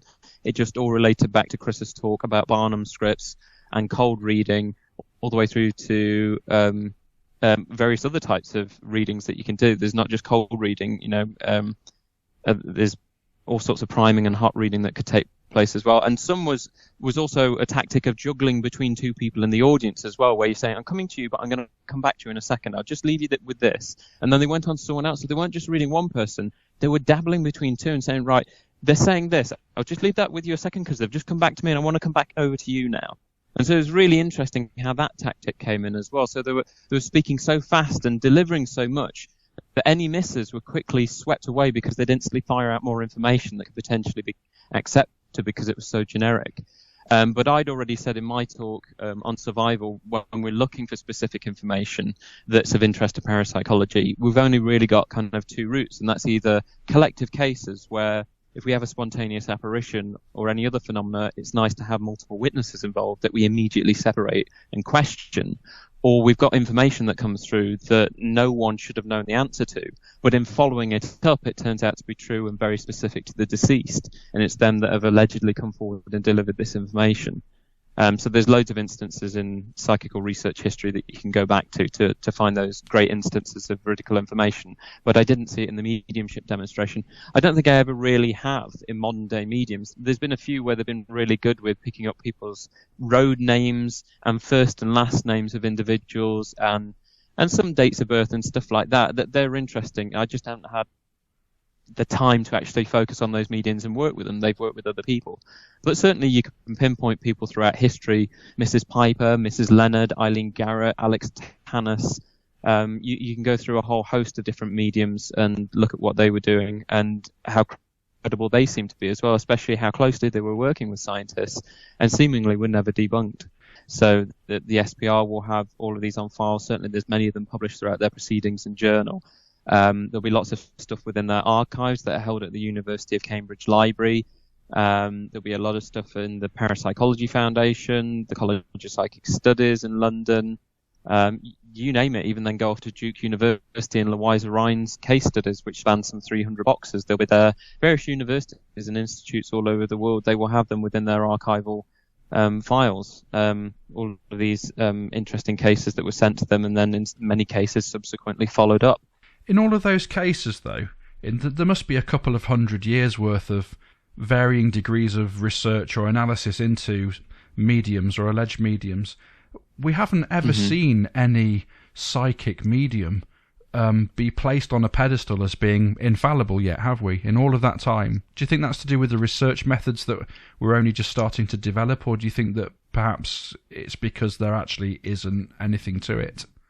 It depends what you're trying to get out of it, because I wouldn't necessarily agree that none were put on a pedestal and kind of examined. Eileen Garrett certainly was, Tanis was, Piper, Leonard, was it Ena Twigg, I think was another one, and there's been a few other people where, you know, there's a lot of documentation on them, and they've just kind of ended with the point of we don't know what's going on, but there seems to be extrasensory information coming out. Even the Franek Gluski wax molds, no one really discovered what was going on there. Some magicians can fathom an idea as to what was going on, but when you read the detailed accounts of these being in controlled laboratory settings with other sitters and scientists holding these people's arms and legs, or them being tied down in those instances, or you know, complete controlled setting for these other people that were more mental mediums, it's just left as an inconclusive case, and that's maybe because they were dealing with what methods they had at the time, and it's taken you to the point of inconclusive.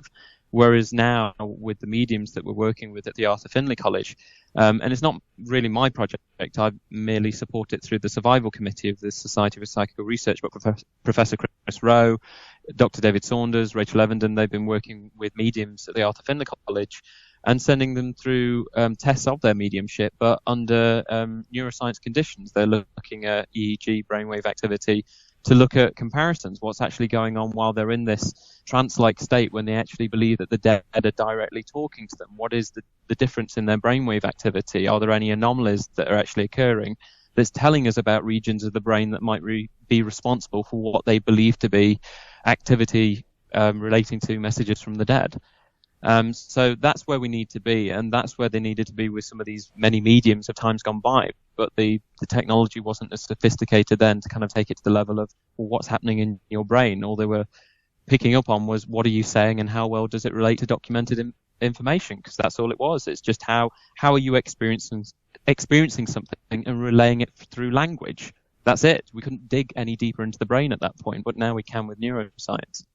Yeah, absolutely. I suppose as our further understanding deepens into the inner workings of the human brain, the human mind, that should actually then help to support further analysis, shouldn't it? And to see whether or not we actually do get real validation, or if there's something else going on. Yeah, absolutely. I suppose the only other test would be, Chris brought it up, and it was a paper by Professor Archie Roy and Tricia Robertson, where they got, I don't know, it was mainly 16 sitters would come into a room, like school desks or numbered 1 to 16, and the medium that was selected was shielded from all the sitters, and they would tell them, you are to read the person that sat at table number 7. And so they would give a reading for the person at table number 7, and after all that information came out, everyone in the room was asked to rate how good that information was. And they even set up control conditions as well, where, say, person sat at table 3 was told the reading was going to be for them, when actually it was intended for person at table 16. And even then, the person that it was truly intended for, it seemed to be most accurate to them. So it was ruling out a lot of the cold reading going on and truly asking them to weigh up as to yes and no's, how many things specifically related to them when the medium couldn't see that person, and there were loads of other people to compete with where general information could equally have related to them, but it still seemed that the person it was truly intended for, it related to them the most. So that was an interesting one where it was done in laboratory control conditions. There's a lot of methods still that could be tightened up on that, but it was interesting that it was taken that far. And I suppose that was a big step from the early stuff that I mentioned as well, where this was done in the 1990s, and it really was taking things a little bit further forward. Excellent. Yeah, that's good. Things are really progressing, aren't they, with time as our understanding expands. Mm-hmm. So that's really interesting. Absolutely. So when you were at this conference as well, when you were giving your talks on ghosts and hauntings and telephone phenomena as well, did you get any accounts of any new cases that you might want to follow up, especially in terms of telephone phenomena, which is it's still going on.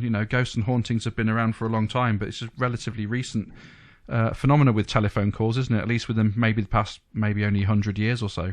Yeah, there was a lot of kind of nods and ums and ahs and positive ones where I might hear the odd titter in the audience of someone saying, "Oh, I can relate to that," or "I've had that," but I didn't really follow up with it. There's a lot of questions afterwards where people wanted to even know from me about how psychics had been used in law enforcement and criminal investigations, missing persons. So I mainly felt of use to putting people in the right direction of classic books and texts, really. So I was really happy to oblige there. The last time something like that happened was more so with a haunting case, and it was a few weeks ago when I was giving a presentation in Louth, in Lincolnshire, and I was trying to just give a general overview of parapsychology and what it's achieved to this day, where it stands as a science. And a lady in the audience said that she lived in an allegedly haunted property, and she got a friend there that could clarify some of the things that she was saying. But it's one of those where this is why we argue that clinical parapsychologists are good for people that have had astounding anomalous experiences, but actually want to know how it's affected their mental health and how it's also affected their views of life and death, and how they can be really impactful experiences on people's well-being. Because she was put in this situation where she comes to see a talk from someone that's involved in parapsychology, and she could have gone on for half hour, maybe an hour, and I'd only got an hour to give the talk. And it probably overran by 45 minutes because I was trying to kind of look at the host and say, look, I can chat about this afterwards, but I need to finish my presentation because other people aren't here to listen to someone's story about a haunting. They just want to hear my presentation and go. But that was the last instance where someone wanted help. And I still love to follow up on the case. The lady's got my contact details. But it's one of those where, as polite as I was trying to be, I was trying to close down what she was saying. I was trying to relate to it as much as I could, but I'm stood there in front of the podium at the front trying to say, absolutely, relates so much to what I'm saying. I'll come back to you at the end. Let me finish the presentation. When you want those at the end, you really do. And I'd warned the host about it. I said, look, I hate the whole kind of celebrity kind of status thing. I'm not trying to put that on at all. But as I've got books here as well that, you know, you've asked me to bring along to sell, can you make sure that there's a sort of an announcement that if people want to get books, by all means do that straight away. I'm not going anywhere. If you want to tell me about your experiences, by all means tell me your experiences. I will stay here as long as you want to chat to me about your experiences, and I can help and I can follow up. But some people at the end just want a book and they want to leave. They don't want to talk to me. So that's sometimes the problem, where the first person wants a book, but then they want to tell me their life story as well. And you've got like people behind that just want to leave, and it gets really awkward when, you know, you're just that one person there and you've got 50 people that all want a chance to more or less have a session of saying, these are the experiences I've had and they're really important to me, and what do you make of them? Or in another sense where you've done a talk on skepticism, I had this experience, explain that. And you have to go through the whole thing of, well, I wasn't there, so I can't, because you were the one that had the experience and I wasn't. But if you want a list of conventional explanations that might have caused it, these are what I think actually happened. But it doesn't mean to say that they're necessarily what caused it. Again, I wasn't there. So, you know, it's not an instance of I can explain everything away. I can't, but I can tell you what the most likely explanations are.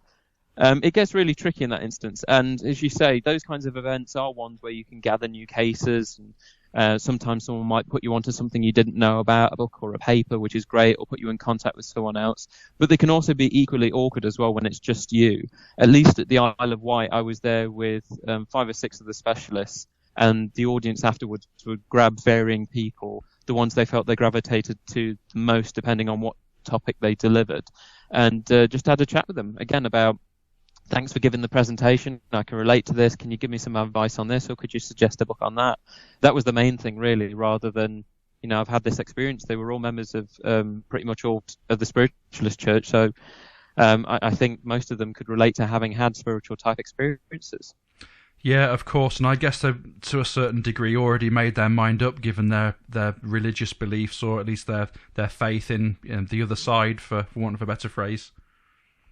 Absolutely. So they just wanted a deeper understanding, so they could help incorporate that into their already existing worldview. Which, you know, to say it was science, that's not a bad thing, really. They wanted to understand it within that context. Definitely. It sounds like it's a great forum for that sort of thing, you know, that environment for where you can have an open and frank discussion about perhaps some of these topics that probably wouldn't have been discussed between scientists and spiritualists in the past, because they were seen as very much polarized, weren't they, in their, like you say, in their worldview.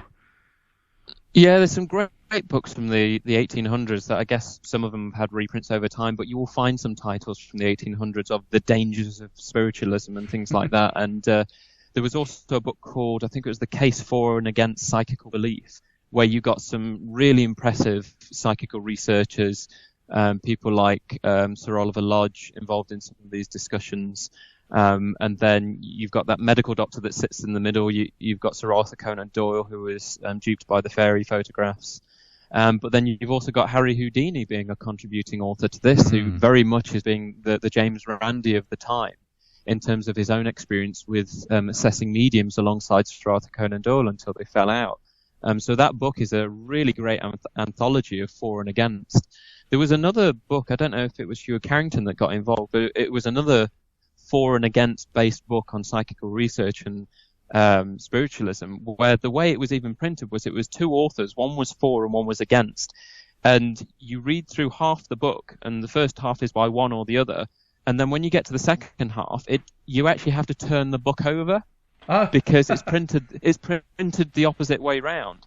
So both sides present a forward-facing cover, if that makes sense. It's only the spine that tells you the book is by two people presenting opposing views on the same topic. But when you look at the cover, you can flip it one way or flip it the other, and it's upside down. So it's not saying one follows through to the other. It's literally showing that these are two opposing views. So read both and make up your mind. Or see what your opinion is after you've read both opposing views. So I think that's clever, even in the presentation of the time that they flip the book over in that way. That sounds very similar to a couple of books that I've read by Kieran O'Keefe and Billy Roberts. I think one's called Science and Seance, which is where you've effectively got a parapsychologist and a clairvoyant in a discussion over their beliefs and their worldview. And you've also got another book by the same guys. I think it's called Paranormal Clash, and that's a very similar sort of approach where it's that for and against, friendly, amiable sort of debate that you get between those two people and those two sides of the argument. I find those sorts of things fascinating. And it's good to have those that as a real world environment as well, where you've got a conference where people from those two factions will come together and share their beliefs. Absolutely. I remember when Kieran and Billy did that, and they even did a few lecture presentations to promote that, which I think for the audience was really good because a few parapsychologists turned up to those as well. So you got quite a mixture of people in the audience. Some people that also naturally make that clash are people like Tanis, as one example, Alex Tanis, because he was so well decorated with qualifications. He had 5 degrees to his name. So he's a well-educated guy, was also known as a parapsychologist to many people, but was also presenting these abilities. So were people like Dr. Alan Vaughan, Dr. Keith Harari, probably Daryl Bem to some extent. There's some people that have professed these abilities or gone on to attempt to demonstrate them. At the same time, Daryl Bem is also a known magician, so it's hard to know where to sit with that one. Yeah. But Ross Bartlett, he's based at Bucks New University at the moment. He was known as the teen psychic. He's done a lot of stuff in the media. He's one of the more modern day mediums that I think, if anyone's interesting, that you should actually pay attention to in terms of their presentation, their demonstrations. I think Ross is quite interesting. I've done a lot of work with him in the UK, and I've been out to the USA with him for ghost hunts and presentations. We work very well together, but it's also because he's so well read. He's very good at just delivering information to an audience and quite confidently.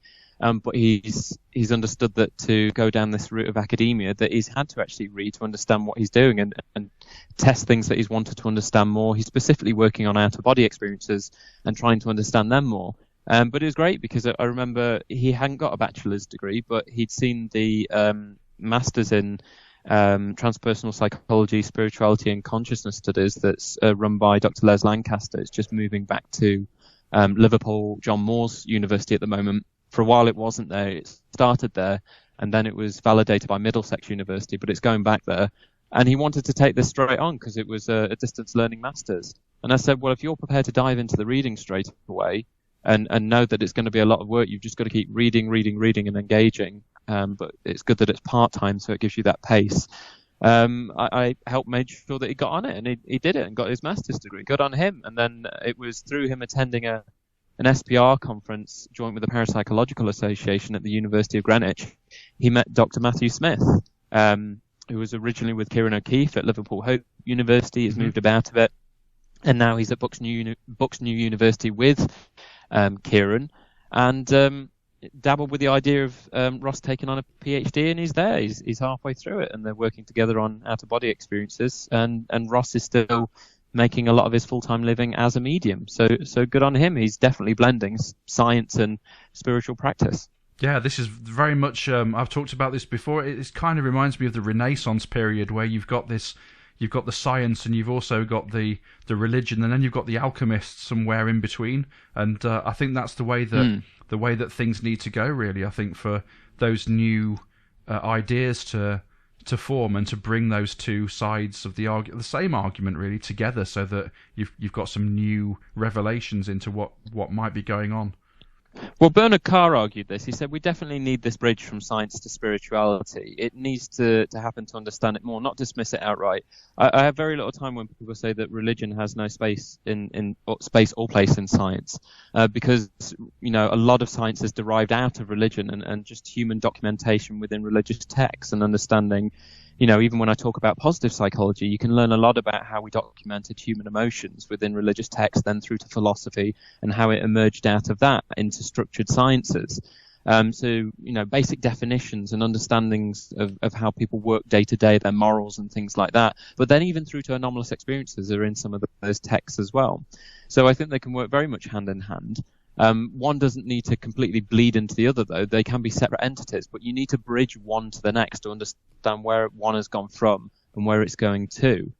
And as I say, it's worked really well with Ross. People like Dr. David Luke, when he was president of the Parapsychological Association, he argued that a first-person approach to parapsychological experiences is required. It's sometimes embrace yourself in the experience itself to try and understand more about it. And the anthropologist would certainly argue that if anyone's interested, if you go to the Para-anthropology journal, which Dr. Jack Hunter edits, that's a free journal that's online, and that would certainly embrace the first-person approach as well. We've got all these various anomalous experiences throughout culture, throughout time, even through to modern day, and look at how some people embrace being involved in them. And if anyone's interested in para-anthropology, go to that site, go to the online journal. It's free to download and gain access to, and certainly the main emphasis of that journal is to learn about the various cultures, time periods, about anomalous experiences, and this first-person approach, understanding these experiences from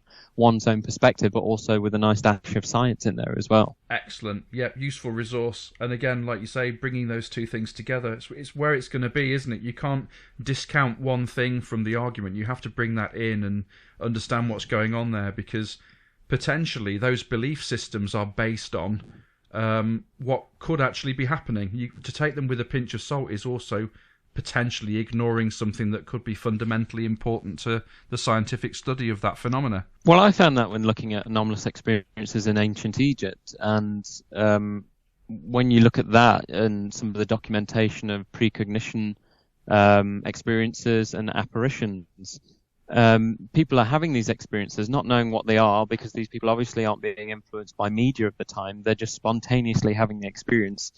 To some extent, for some people within the culture, it could be induced by opium or Egyptian blue water lily. So it's a psychedelic experience which could relate to why people have seen certain animal-headed gods. But in other instances, they're having these experiences and then writing it into their religion. They're documenting it and creating religion out of it. So you can see by turning to religion, by turning to philosophy that are developed out of religion as well, how we can understand these experiences and how natural they've been across, the timeline. So again, this is why this kind of approach is important, and turning to other people's experiences to understand the present day a bit more.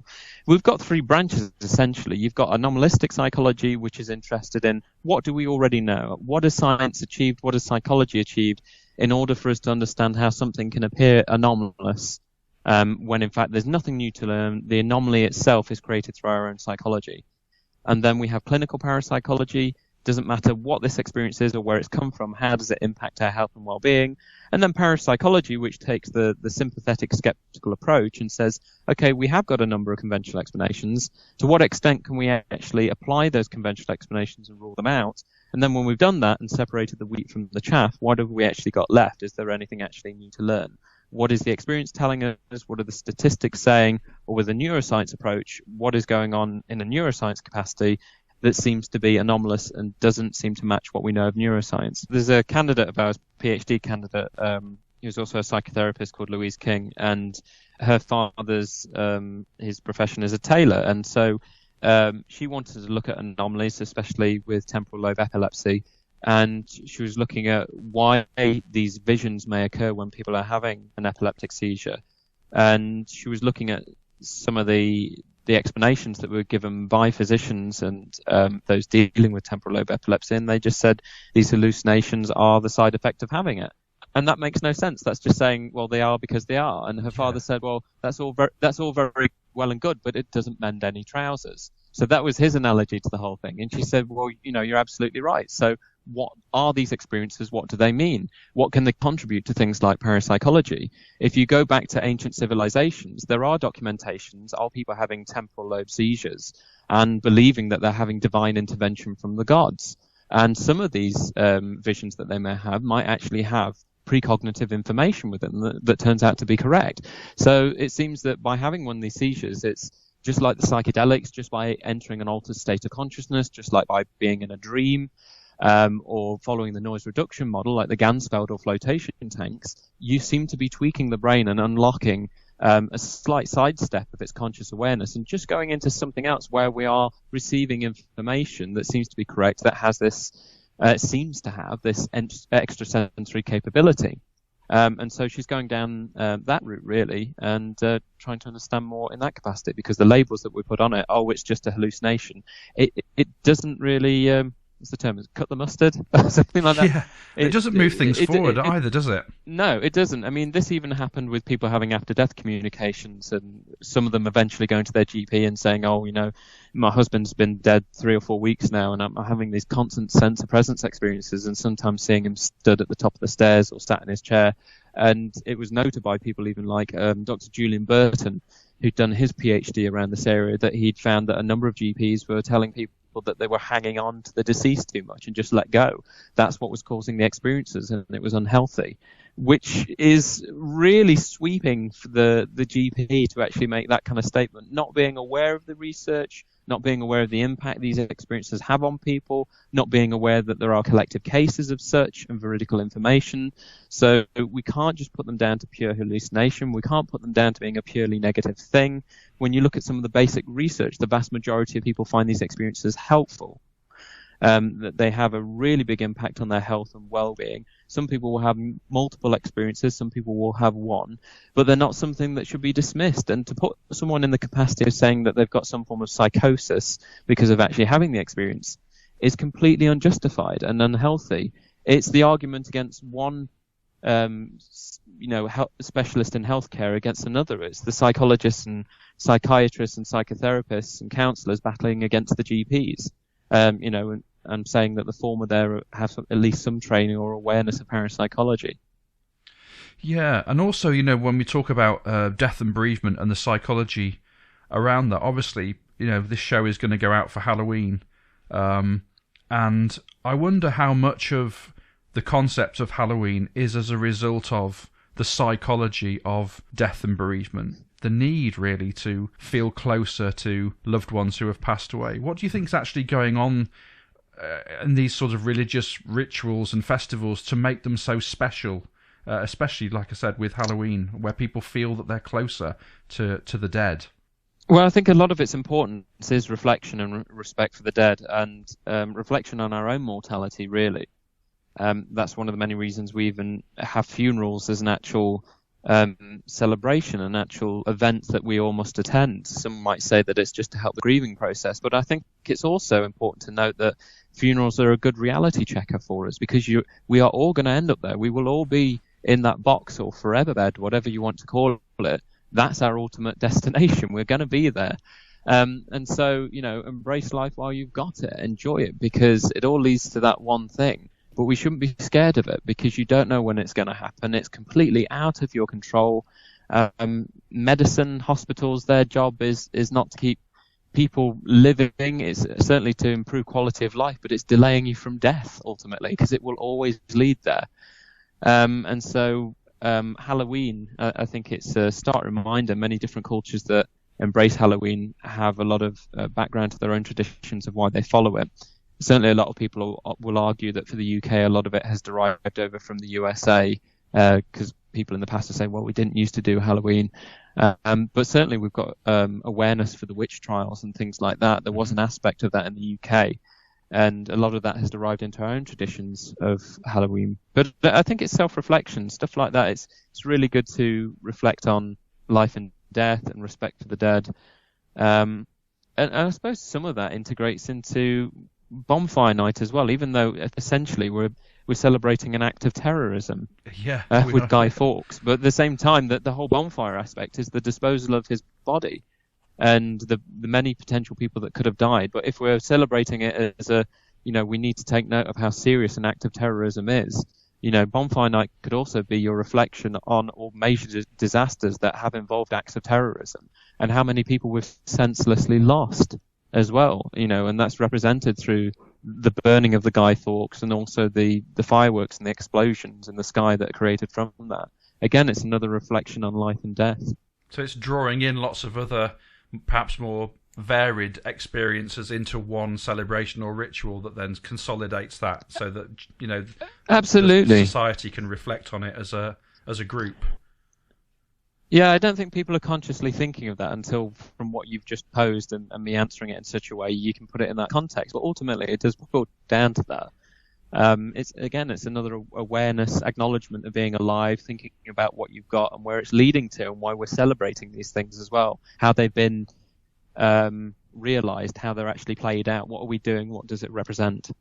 So that's an interesting angle to Halloween, because obviously things like you mentioned, witches are tied in with that as well, and I wonder where witchcraft, how that got drawn into the Halloween celebration. Do you think it might be something to do with religious leaders believing that anything of the occult or pagan was therefore evil and that it got drawn in that way, or is there something else going on?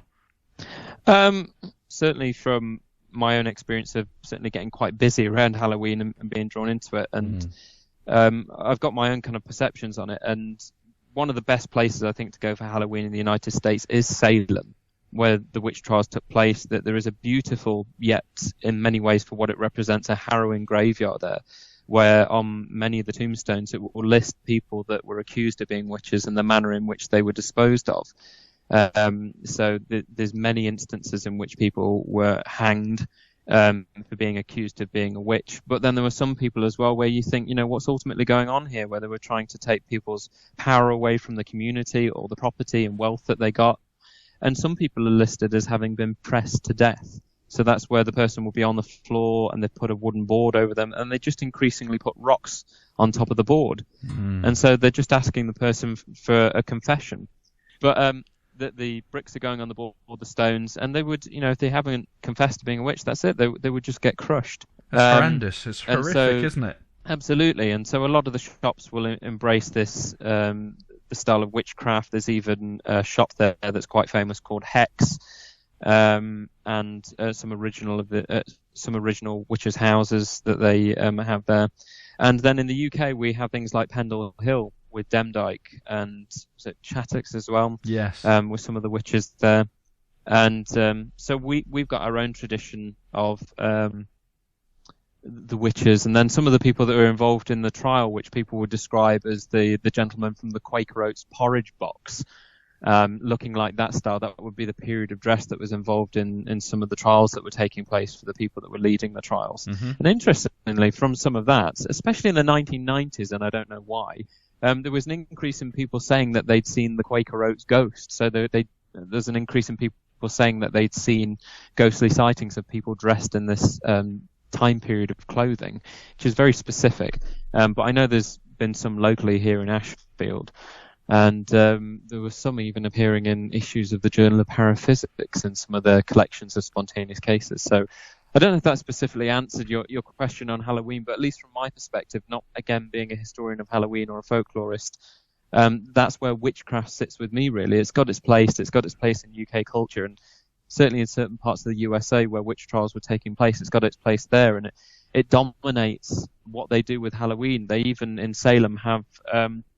I've forgotten that witch's name, but the one where it was a popular TV show for many years in the States where she used to kind of twiggle her nose back and forth, and that would be a way of casting spells. Oh, are we talking 1960s or are we talking 1990s? Yeah. So that would be Bewitched. Yeah. That would be Tabitha from Bewitched. So, absolutely. So they have a statue to her as well. So, witchcraft is all over the place in Salem. And then after that, around this time of year, you've got shopkeepers that are dressed outside and all kinds of everything from Frankenstein's monster through to vampires and things like that, and ghosts. But they're the afterthought. The main kind of premise there is witchcraft, and everything else stems out of that with your ghoulies and ghosties and long-leggedy beasties. Yeah, exactly, yeah. They all get drawn into the same thing, I guess maybe because lots of things that scare us will probably be more likely to get mixed in with that experience over time, won't they? Absolutely, yeah. It's, again, all aspects of life and death, fearing the unknown, things we don't understand, so that the monsters aspects, the ghost aspects. I suppose the other one, again, that there was some original traditions. Again, don't quote me, I've got no idea where they stem from, but I certainly heard that as some traditional Halloween stories, that there would be instances where people had alleged witches turning up at their door threatening to take people's children. So people would offer them treats and things like that, food, because they were essentially coming begging and threatening, cursing, or taking their children away. So the food offering was being taken by these alleged witches at the door to actually go away and leave my children alone and bother someone else. So this is this whole trick-or-treating aspect. And again, it's the witches turning up at the door, not the ghosts, not the devils, things like that. You've got that. Yeah, so it's just tying in lots of different, lots of different folklore figures into one ceremony or one ritual. It's just such a mishmash now, and I'm probably even speaking from the perspective of being so absorbed by all these mishmashes, so I'm probably even getting some of this wrong, and because I'm not speaking from the very roots of it. This is where you need the anthropologist, the historian, the folklorist to say, we've got all of these different things at Halloween. You've got your pumpkins, you've got your ghosts, your skeletons, your devils, your witches. What came first? What is it really that came first? And some of it as well, harvest festivals are involved in it as well. You speak to Nottingham ghost walkers, I have done before when it's come to Halloween, and they talk about gathering of crops and harvest festival type things, and some of it stemming from that. So there's so many different things that would argue this is the first thing. I suppose you could look at the iconography as well, where you look at things like the Grim Reaper as having a scythe. That kind of fits in with the harvest, doesn't it? Yeah, look at that. Cutting down the crops as well as gathering in the dead. It's a kind of the souls. That yeah, synergy absolutely. Between the two. See how much philosophy can be involved in this. You can't escape from it. Exactly. Yeah, and that's the interesting part of it, isn't it? To understand what really makes us as human beings tick. Yes, this is why our history is so important, and just documenting human development through our religions, through our histories, through our philosophy. Where's it come to today? But what's actually going on? What can we actually test? And what is just down to our pure psychology and will to believe in something else going on? It's quite funny as well, isn't it, when we see ourselves as a developed country, but we're still harking back to rituals and belief systems that existed, millennia ago. We don't really know, like you say, the origins of them, and yet they're still very special to us, even in an age that's quite cynical. Yeah, absolutely, and all this information is very much accessible. It's just, I guess, for most people, we're not really interested in the origins. We're just interested in what's in front of us right now, and that's what's current media dictating and what's the internet dictating as well. Yeah, people want to be entertained, don't they? And I suppose these sorts of festivals really do entertain people. Everybody likes a bit of a thrill and to get that adrenaline kick. And, there's nothing quite like a Halloween party to do that, is there? That goes back to the whole ghost hunting thing on TV. And many, many production companies, I know because I've been interviewed by them, I've even engaged in pilot programs for new ghost hunting shows, and it's just not happening because no one can think of a new format that's engaging. But the truth is, if you want to actually do a truthful investigation of how would someone look at people's sightings of ghosts or investigating a haunted property, it's boring. it would not translate to TV very No. well at all. No. And so that's why the formats that they do have out there, yeah, there's an audience for them, and they're captivating the way that they edit them, the way that they display them on TV, especially with the night vision. But it's so inaccurate, and none of that you will find in any of the research papers. Why? Because they're not real investigations. That's not how they're done. And, people are entertained by them, so they set up their own research groups, and that's what they've been led to believe is research. And so they will also label it as research. But research is not having a web page. It's not having a YouTube channel. It's not just filming stuff in night vision. It's writing up a study that you believe has got good methods, and you've controlled for things, and you know your background to it. You know the methods you're applying. You've talked about how you've analysed the data, and then you've given a discussion about what you found, what you interpret from that, and the strengths and weaknesses of the study and how you move forward. That's a study. That's a standard paper, but they don't translate to that. Very rarely. With the amount of ghost hunting groups that are out there, because of these TV shows and what people want to be entertained by, it's amazing how many groups are out there and how practically zero of those alleged genuine research pieces are actually ending up in any of the journals. They're not at all, because no one's writing it up. Why? Because the reality of it is boring. But those dedicated researchers that are interested in it, they are doing it. But I think maybe Steve Parsons said this before, or maybe it was Dr. Simon Sherwood, but you could probably count on one hand, maybe you need two hands, the amount of parapsychologists that are actually actively involved and actively interested in looking at ghosts and hauntings. It's very, very few now. Even though we have things such as the Ghost Club and the Spontaneous Case Committee of the Society for Psychical Research, just not enough's being done by it. And a lot of our access to haunted locations has been spoiled by false perceptions in the media. Definitely. Yeah, it's been tainted, hasn't it, really, by the whole media circus. And that like you say, the research methods used by, I say research very loosely, used by the majority of paranormal teams out there is literally just go and sit in a room in the dark with a night vision camera and hope that a ghost turns up. And that isn't research at all, is it? No, it doesn't mend any trousers. Exactly. It's almost like if we apply that to astronomy, it would be like just sort of lying on the grass looking up and waiting for a planet to come by. It just doesn't work like that. That's not research at all. No, absolutely. It's strange, but then you can tell this to some people. I mean, the great thing is, especially with like the latest notebook for the investigators of spontaneous cases that Steve has re-edited and brought out, or even turning to things like ghostology, which is done. There's some people that have been involved in ghost hunting for ages and then taken these on. But then there's some people that you can throw this stuff at them and enforce it to them, and you will never change their opinion. And they'll carry on doing what they're doing. It's great that some people are willing to learn, but there's just many people that aren't interested at all. So there's no point in trying to get a leopard to change its spots. It's not going to happen. That's what we're contending with, really. And you'll get those people that are dead against the whole learning a new way of ghost hunting when they've been doing it for ages. Their last defense is usually, well, no one's an expert in the paranormal. And you're like, well, that's a really sad defense, because, you're dealing with people here that have got degrees in it, that work at research institutions. This is their full-time job, or they're paid to do this. I think there are people that are experts in the research and literature, but that seems to be the last line of defense for some people that don't want to be told that for years they've been doing it wrong. And, that's not a bad thing. It's because of the way you've been influenced, but let me help you understand how to do it properly so we can all make a contribution. Some people don't want to hear that. Absolutely. I think many of them are in this loop, this cycle of confirmation bias from their equipment, because this little gadget flashes red, that means there's a ghost. It's disturbing the amount of people that are still using these things and calling them ghost meters and other things, or even sadly seeing some people doing presentations on ghost hunting. And trying to explain what ghost hunters are doing, and then themselves saying, and they're using ghost meters and things like that. They're not using ghost meters, they're using EMF meters and things like that. They're environmental piece of equipment for looking at EMF in buildings that they're meant to actually look to aid your health and well-being in a home for things that are giving out too much of a high output of EMF. That's their original intention. But then you have these things that are so flimsy because they're based on LEDs like the K2 meter and things. And it's sad, but they look great and they probably seem fun to use. And so that's it. You're not going to get people to back out of using them.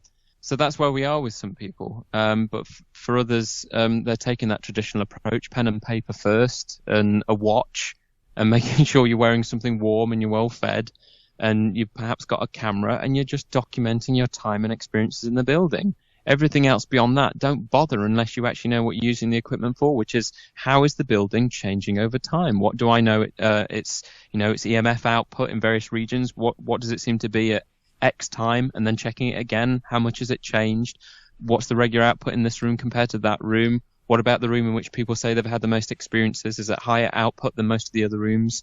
Therefore, would it be sensible to say that EMF is responsible for it, given what we know of people's experiences when exposed to high EMF? Causes a sense of presence experience for some people, hair standing up, things like that, sickly feeling in the room that they've attributed to hauntings. There's so many things to question, and yet instead people are just waiting for the beeps, thinking, something paranormal going on there. Well, no, because that's not what it's designed to measure. And the other thing that we've got, the ghost boxes and the Franks boxes. I still get emails now with people saying, I've been using this device, and what do you make of these? And I say, I've had a brief listen, but to be honest, I can't really listen to any more, because I need to tell you what this device was actually made for, and it's for the whole purpose of essentially demonstrating an anomalistic psychology factor in the fact that people, when told it does X, will start to pick out Y. Those ghost boxes, I just cannot be doing with them. There was probably about a year or so ago when there was a big fad. Everybody was buying them. People were selling them on eBay for ridiculous amounts of money. I mean, I'd some that were being sold as being, this rare ghost box with all the, the bells and whistles on it for like £800, And this is why public education on ghost hunting and other things that Steve especially is trying to enforce is so important. I think John Cleese said, especially in relation to the newspapers and Wikipedia, that, as much as people that write and edit those things, he said they don't know what they're talking about. And the thing that's worse than that is that they don't even know that they don't know what they're talking about, that they don't know what they're talking about. And that's the disturbing thing. But he said, if you want to make a difference, though, don't go and try and change the entire world's way of thinking. But if you can make a positive difference to at least 5, 6, 7, maybe a dozen people, then you're doing the right thing. And so know that there are some people that are so set in their ways with what they want to do. Let them use the Franks box in whatever way that they want. Let them use the EMF meter in whatever way they want. The information is out there for them to understand it properly. But if they're not going to change their mind, fine. But there are some people that genuinely want to learn. They're the ones where you're going to making a difference, because they want to learn. You want to also make sure they're doing a positive thing, that they aren't wasting their time. They want to make a contribution. That is fantastic. We will learn a lot more if everyone is pushing in the same direction. And then, if people are doing their own thing, it matters not, because they're not publishing anywhere. They're doing their own little thing. The only thing it disturbs is, things like access to haunted locations and things like that. If every haunted location is jumping on the bandwagon of trying to charge certain amounts of money to get in there, then we're at a loss for places to actually study. But yeah, I'd say active engagement. Go out, go and talk, go and engage with audiences, go and deliver the information they want to hear. You even still get some people that are still obsessed with orbs, and yet that information has been out there for a long while. That is even in basic camera guides. When you buy a camera, look at the guidebook. It often has a section on orbs talking about these being very basic photographic anomalies that involve dust particles, insects, and moisture, and various other things as well. So even camera companies, before this was brought up as an alleged anomaly, were aware of it being just a genuine photographic anomaly, where you've got this misrepresentation of the camera focusing on one thing and it having something else in the foreground that the flash is reflected off of being a dust particle, an insect, or other things, and it comes out as this sphere. And some people are still obsessed with it because of what they've heard through the media. But other people have just dropped it the moment they've seen one paper on it that says, you know what, if you want to test it, it's this. And if you get anything other than this, it might be an anomaly, but I guarantee you'll get this. And therefore, it's dust, it's moisture, it's insects, etc. It's nothing to worry about. Yeah, it speaks volumes of the individuals who choose to ignore the advice from the manufacturers of the device that they're using. I mean, that just then is crazy, isn't it?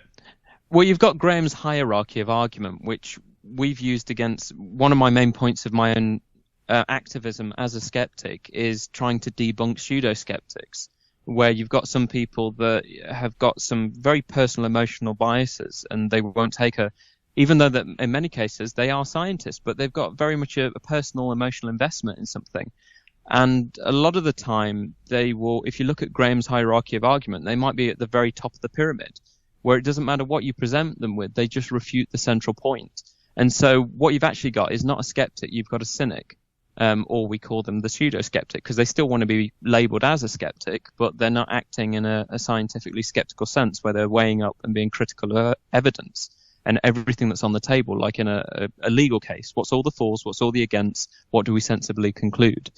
But you can also have someone that's an absolute outright believer in the paranormal that also sits at the top of the pyramid, because they've got their own opinion. It doesn't matter what you send them, they will constantly refute the central point. Yeah, I've experienced many of those people. I've talked with Adi, my co-host, about those people that you experience on social media, where no matter how often you try to correct them, and you can be as nice as possible in the way that you approach them, they will always just refute what it is that you're saying to them. And those people really, as like you say, they're lost causes. You might as well move on and talk to people who are willing to have an open discussion with you.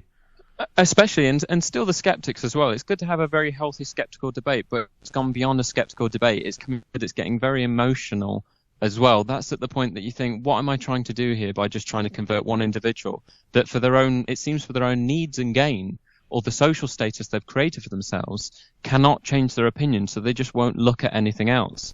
So you just got to leave them to it. And that does happen with even some people when they've created a label for themselves in the media. There's a lot of popular people in the media that are seen as popular skeptics that I think when you look at them from a psychological perspective and what we define as skeptic, they're not acting skeptically. But to do anything else would strip away the label they've created for themselves and the way that they're seen to act in the media, so they can't drop that persona. Yes, because obviously, I guess for quite a few of them as well, it's a source of revenue, isn't it? It's maybe their sole income. You know, they depend on that. Absolutely. Yes, absolutely, 100%. So yeah, very interesting. So I think we've kind of covered all the things that I really wanted to talk to you about, other than how your research was going with D. Scott Rogo's archives. I remember you talked about going over to the States to pick up some more of his stuff, in terms of telephone calls from the dead phenomena, just to see how that was going. If you had any more cases, any more developments?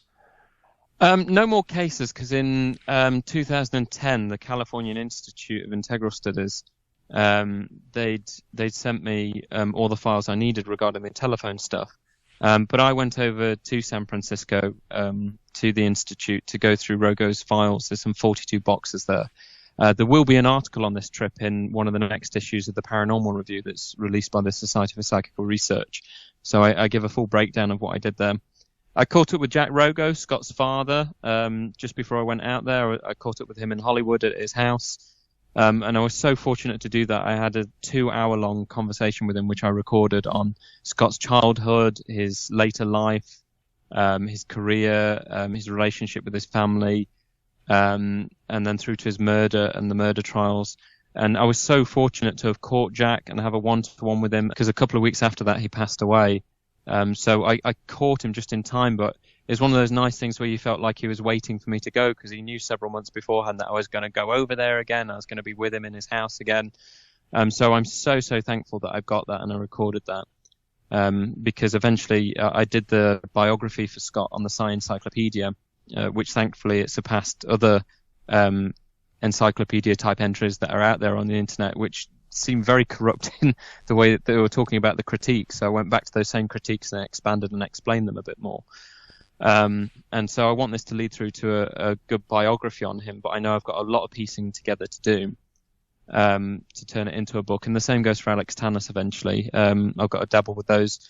But what I was looking for in his archives were a number of things. I just wanted personal things, more about Scott's life, and there was very little of that because he was just so private. I didn't even find any photographs of him, so I've even reached out to fellow parapsychologists and said, look, have you got any photographs from him being at past Parapsychological Association conventions? And I think Rosemary Pilkington, she got one of him walking down the stairs with Russell Targ in the foreground and Scott's in the background. That's about all I've actually come up with so far. So if anyone listening actually has what they've taken themselves, some pictures of Scott Rogo. If you knew him by any chance, I'd be delighted to see them. I don't need portrait shots of him that are on the internet. I've got all of those. I need personal interactions, having tea, having coffee with him, dinner, out and about on walks with him. I want to see day-to-day Scott.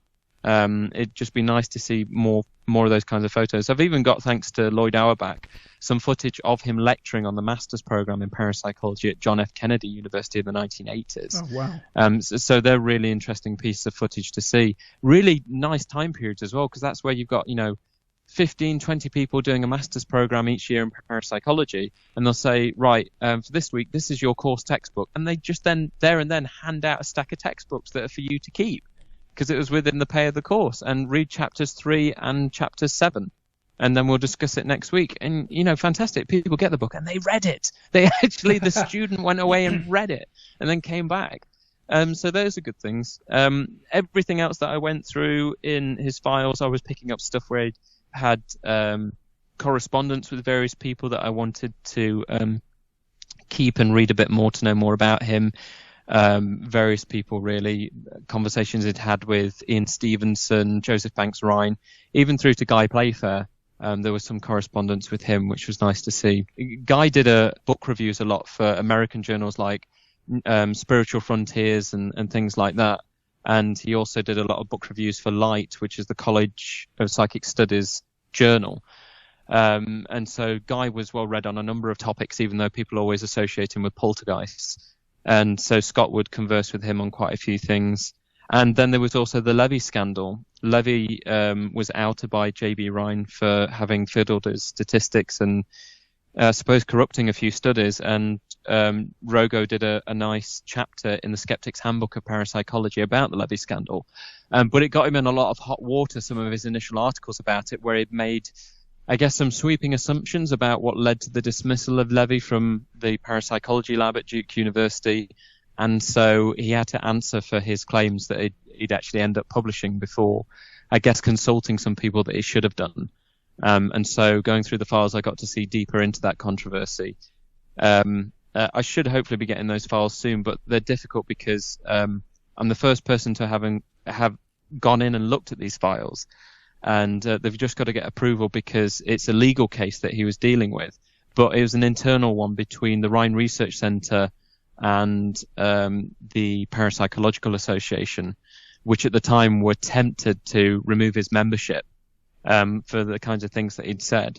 And so I'm trying to kind of work with the Californian Institute of Integral Studies to say, look, we're aware of this argument and what went on. It's on record. So if I get permission from these kinds of institutes that are aware of the argument, can I have access to the stuff that I read? Because I only requested snippets. But it'd be great for a biography to know a bit more about the controversy he got involved in there. Not just what we already have on record, is what he actually eventually wrote up and the initial stuff he published that got him in trouble. So what was the actual argument that went on regarding what he said about the facts and statements about Levy? So it's an interesting debate, and loads of people have talked about it for years. It's just nice to know that all of that was kept on record, and just making sure that all the boxes are ticked. So ethically, I'm getting the right information, and they're not giving away information to me that I've already read and seen. But to give it me on a pen drive or anything like that, I'm actually getting something that isn't giving away names and addresses or people's solicitors that I don't need to know about. It's just, what was the argument? That's all I need to know. That gives you an insight as well, that sort of information where you can see an exchange between one individual and another. It gives you a bit of a glimpse behind the public side of the man to actually understand what made him tick and his responses to challenges, etc.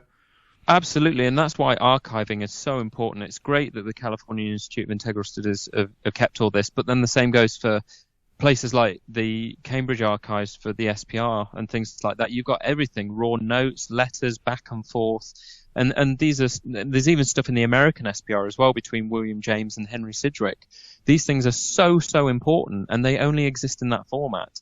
So if you're someone wanting to write up a history or a biography, you need to go and look at these first-hand materials. And it stresses the importance of why it's important to keep correspondence. When I know something's important, I try and print emails and store them. or at least save them in a separate folder somehow, the back and forth, because otherwise they're lost in your emails. Whereas one day, because it was stuff through the post, you could keep that back and forth. And sometimes for your own safety, legally, it was important, because then you've got exactly who said what to who. Exactly, like a copy of a letter and the envelope that it came in, that it's been franked, so you know the date that it arrived, etc. And that's what he kept. And I even do the same with some things. I used to write to Dewi Rees before he passed away, and I've kept all of those. And I still even have people write to me, by snail mail to the university, telling me about their experiences or asking for information on things. And I keep all of those. And if I either type and print and then post a letter, or I handwrite it and then post it back, it still goes back in the post, but I copy the one that I'm sending back, so I keep a record of what I said to them.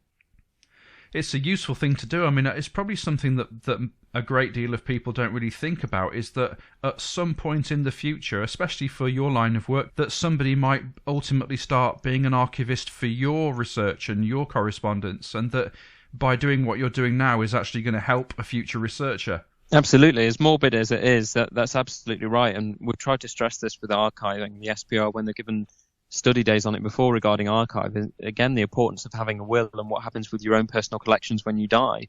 Who does it go to, and how does someone look after it? What do you want doing with it?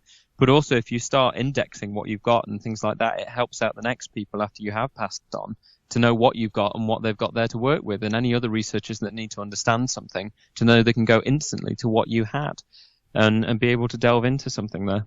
Finding things as well is often perplexing, things that have been passed on. You know, you talk about making a will and maybe your house gets cleared and certain things are either thrown away or they're sold off. I bought a book a few years ago of The End of Borley Rectory, the Harry Price book.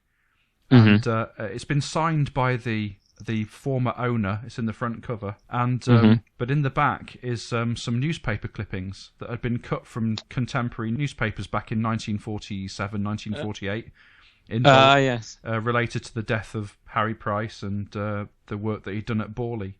And they've been handwritten with the dates on them and then stuck into the back of this book.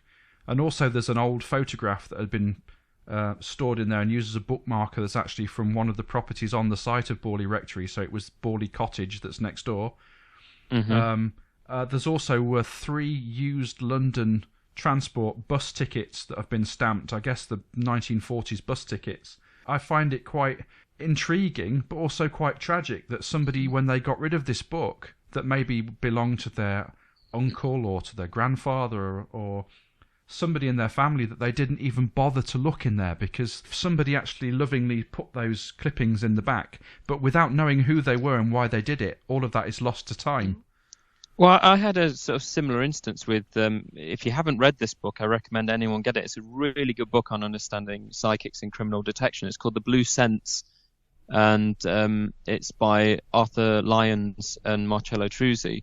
And I think it was Marcello's own copy, because when I got it off of eBay for, I think at the time it came off ebay.com, so I got it for 50 cents and a really low postage rate, because prices fluctuate for when a book is suddenly considered scarce and when it's not, but at the time I was looking for a copy and I got it. And nothing special listed about the book. When it turned up, there was a pressed flower in there, a Christmas postcard, a bit of what seemed like a Christmas decoration that got flattened, and 2 photographs, and one was a field of tulips, and the other one was a home photograph of Marcello in his garden holding his dog Tempest. Wow. And I thought, what the hell? This is really bizarre. Why the hell has this turned up? I'm going to have to dig about my files, because I've got that photograph somewhere. I should really actually keep it in the book. But I took it out and stored it with some other files. I'll stumble across it because it's in all the stuff that I got. But I thought, this has got to be his own copy, unless someone knew him and had these photos and decided that since they knew him, they'd stick it in his book as a reminder. So it's very strange how it led to that. I've got other things that relate to what you're saying. I've got even an advanced proof copy of The End of Borley Rectory that's just paper wrapped and very flimsily glued together, because one went out to the main editor and one will go to the author. And it was for them to just check through everything before it finally went to its main print run. I think Steve has got similar ones for The Most Haunted House in England, where it's even got things where the publisher has written Dr. Harry Price on the front, and it's crossed out doctor, and Harry's written underneath, I'm not a doctor. and he's made his own points in the book and stuff where he's, realised they've got errors and he's trying to correct them. That's fantastic. But I love those sorts of things. But like I said, I find it really exciting to have something like that. But also it's quite sad for me that I'll probably never find out who this person was, or and also why this book was sold without being checked. Maybe they had no living relatives and it was just cleared and no one thought to look in it. Well, at least it's gone into the right hands, and you're not someone that just flimsily throws it away or anything like that. You're holding on to it for good reasons. So, hopefully when, either you've got plans for what happens to any of your books and stuff, when the time comes, or if at a point you think you don't need them anymore, the right places that would actually appreciate them. So that's the important thing. It's in the right hands for the time being. Yeah, absolutely. You never own a book. You're just looking after it for the next person.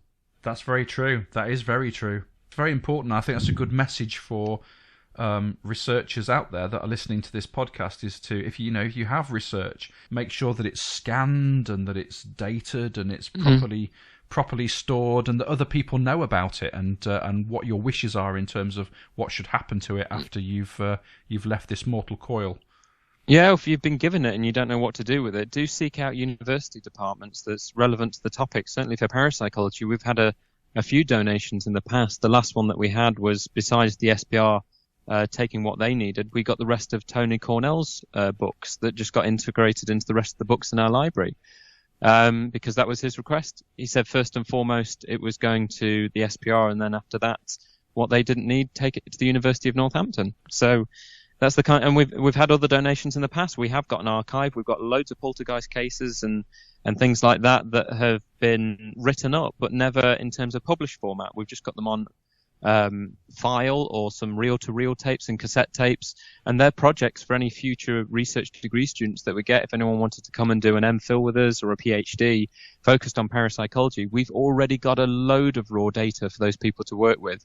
If they want to work with an archive. So that's the importance of this material. It goes and waits somewhere else for someone else to use it. Definitely. I think I've probably taken up a lot of your time, so I think probably to kind of round things off, Cal, you've given that appeal over asking people for any personal photographs or any other sort of documentation they may have that pertains to Scott Rogo or even Alex Tannis. So is there a way that you can be contacted? Yeah, absolutely.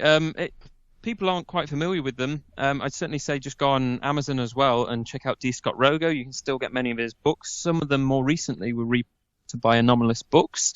You can also go to the Alex Tannis Foundation website as well, which you'll easily be able to find. And then also my website, CallumECooper.com. If you go to that, it'll also link to my Twitter page, which is also at Callum E. Cooper, and you can get in contact via those two links. And on there it also highlights some of the more recent books that have been produced through my archival work with the Alex Tannis Foundation. So working with their archives, 2013 I managed to finish off a book, and it could always get updated because we're constantly finding things on ghosts and hauntings related to Alex. There's so much more out there we know still hasn't been written up or discovered, really. So Conversations with Ghosts is really a short book of something that could have been so much bigger. But we still got that out. And then most recently, we've brought out the book Psy in Psychotherapy, which is something he finished in 1985, about his application as a psychic into the psychotherapy setting, to see how adding a potential alleged psi element to the process, how was it helping people with their health, well-being and recovery. And so this is where archival research leads us. It brings some history into the present so we can actually learn a bit more about what we're doing in the present as well. So those are the places, CallumECooper.com, or at Twitter you can go to @CallumECooper, and you can find me through those sources, and they will all lead to Amazon as well. Excellent. Thanks ever so much. It's been fantastic to talk to you again. So thanks very much for your time tonight, Cal. Much appreciated. Brilliant. Pleasure, James, and have a happy Halloween. Stay safe if you're going trick-or-treating. You too. Cheers. Okay, take care. Bye-bye. Thank you. Bye.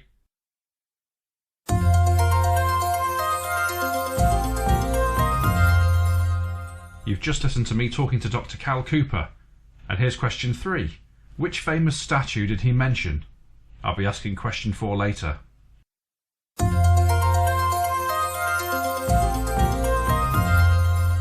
Welcome, Alex, to the Inner Sanctum. It's great. It's an absolute honour and a privilege to have you on the show tonight. Well, it is an honour on my end to be on your show tonight, so likewise. Oh, fantastic. So really, like all superheroes, they have an origin story, and it'd be really useful, I think, for our listeners to understand how you got on the path to paranormal research and investigation. So I wonder if you could just fill us in on those details, give us a quick synopsis of how that all came about for you, please. Sure.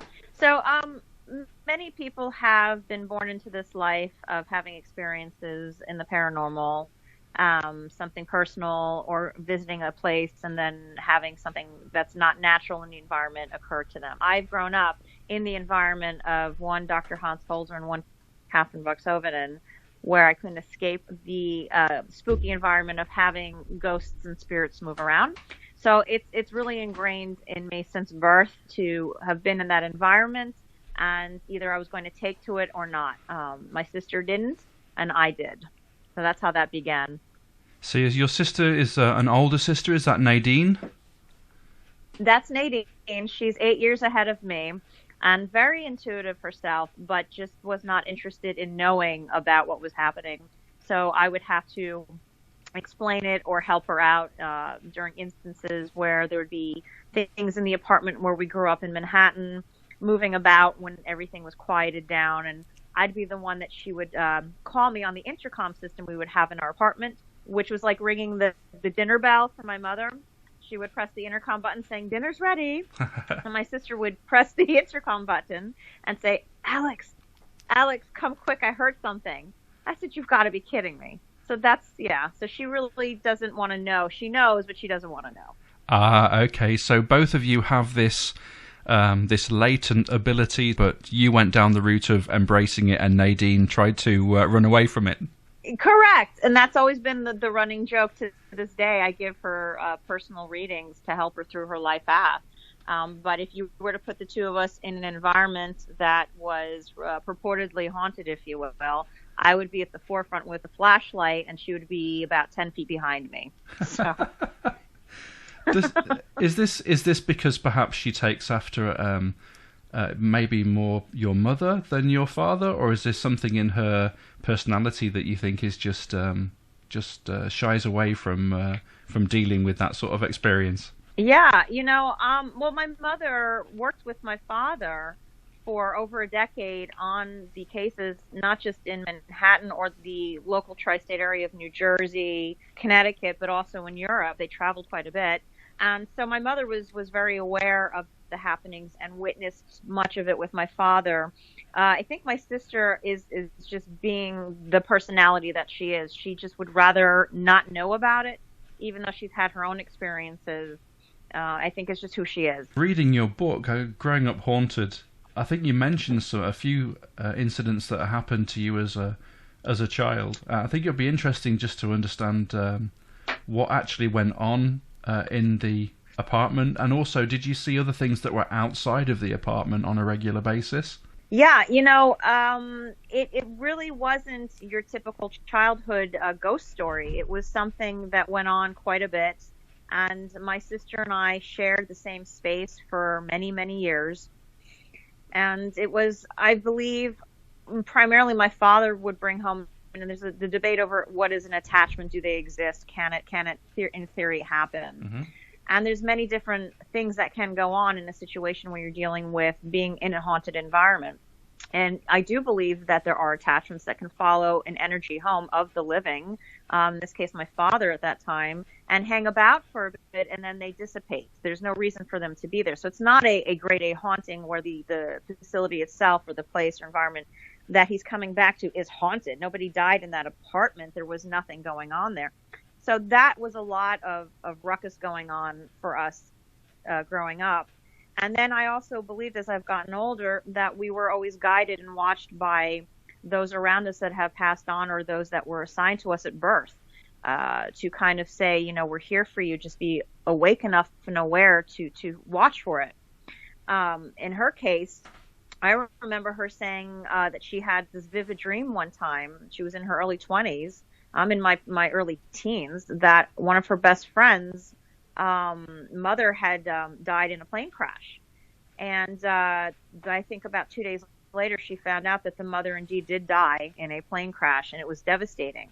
And I said to her, I think the more devastating part, that aside, is the fact that you dreamt about it precog, before. And so, but she didn't want to go further into that conversation at that time. So this was a premonition that she had then, right? Yeah, she did. She wasn't aware of it. She just found out about the news after the fact, and she didn't correlate it. And then she finally said, but I just dreamt this. And I, even though at that young age, knew that meant that she had seen what was going to happen because she was connected to the friend and was given a vision, if you will, but she never embraced that. And so I had to help figure that out with her and then explain it. But I understood it at a young age. I understood what was happening. So it's in the family, and a lot of people have these experiences, of course, it's not anything different, but it was just another addition to the constant energy shifts and changes of what was going on in the Holzer homestead, if you will. So yeah, and you just said it runs in the family, and obviously your mother and your father were deeply involved in the whole psychical research, but also, was there any other relatives? I think in your book you mentioned there was a relative of yours that could kind of pick up on the fact that you had some kind of gift. Yes, that would be my grandmother, affectionately known as Nana, from Paris. And so she was the one that spent a lot of time with me growing up. When I had been just born, we had gone to Austria in Bad Asse quite a bit. We had a farmhouse out there that my mother had converted. She was the one with the tool belt. My father was not. So basically what had happened was she would spend the time with me and she would study me, I feel. I think that's the best way to describe it. And I would start telling her things that I experienced. Father was very busy, writing the next book, going on the next case. And so nobody would give me the time. So I sat with Nana, and Nana says, darling, you're very, very intuitive. You're psychic. And then she would tell me her stories of her experiences. And it just kind of went from there. So she really helped guide me into feeling that there was nothing wrong with me.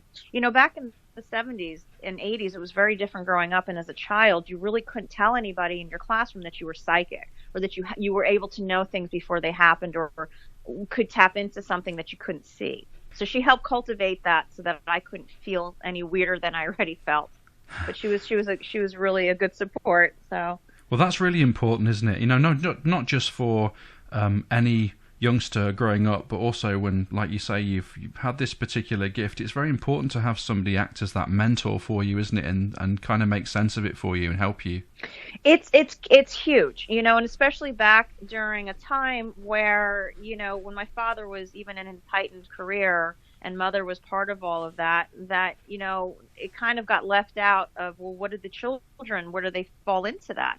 And because Nadine was already ahead of me in age, and she was doing her own thing in life and was geared around sports, and she was very social and always out of the house, I was kind of left to my devices with my black hat, So it really was helpful to have somebody in the family understand that. And what's interesting is, even though it's my mother's mother, and my parents had divorced when I was 13, everybody still congregated to the apartment and got together.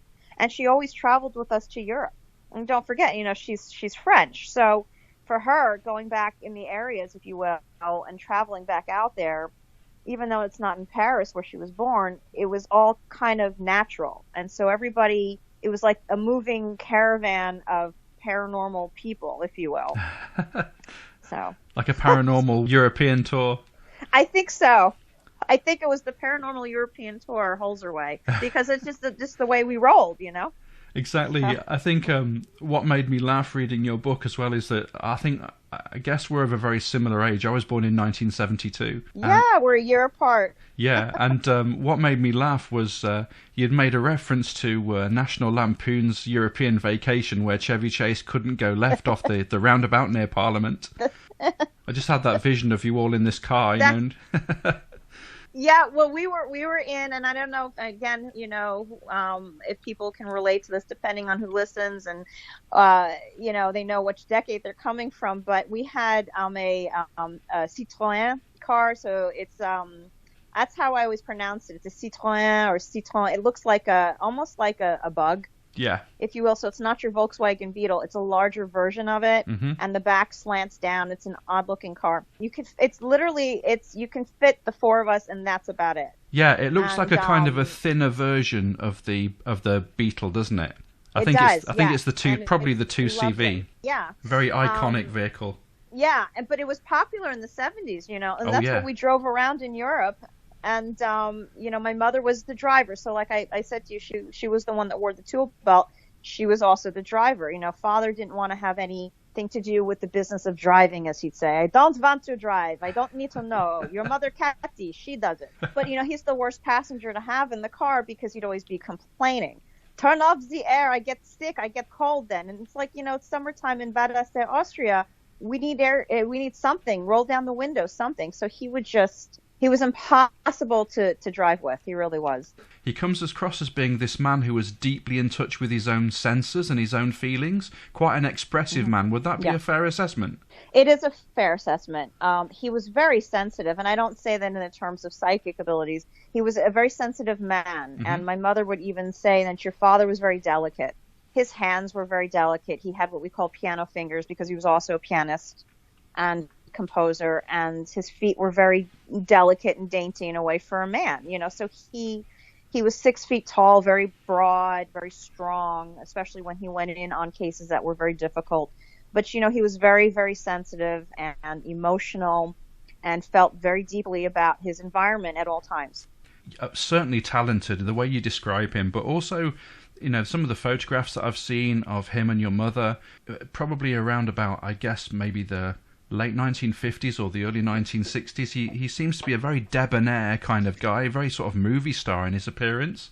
Yes. Oh, yeah, no, very suave, very suave, very elegant, and it's something that we just don't see today in the generations, and even in my own our own generation, if you will. But it certainly was a lot better then when we were growing up, of how we dressed, how we spoke to one another, and so forth. And it's something that I look at those photos myself, and I look at footage, and it's just, I can't relate to it. It's phenomenal how their appearance was as important as how they presented themselves verbally to people, meeting with people, and when they traveled, or the apartment was always, the way that they spoke was elegant, was respectful. Cursing, of course, was always around, but it wasn't done out of fear or over dramatic moments. It was telling a story, and somebody, I don't know if I can curse on this or not, but yeah, absolutely, go ahead. Okay, well that's fucking great, thank you. So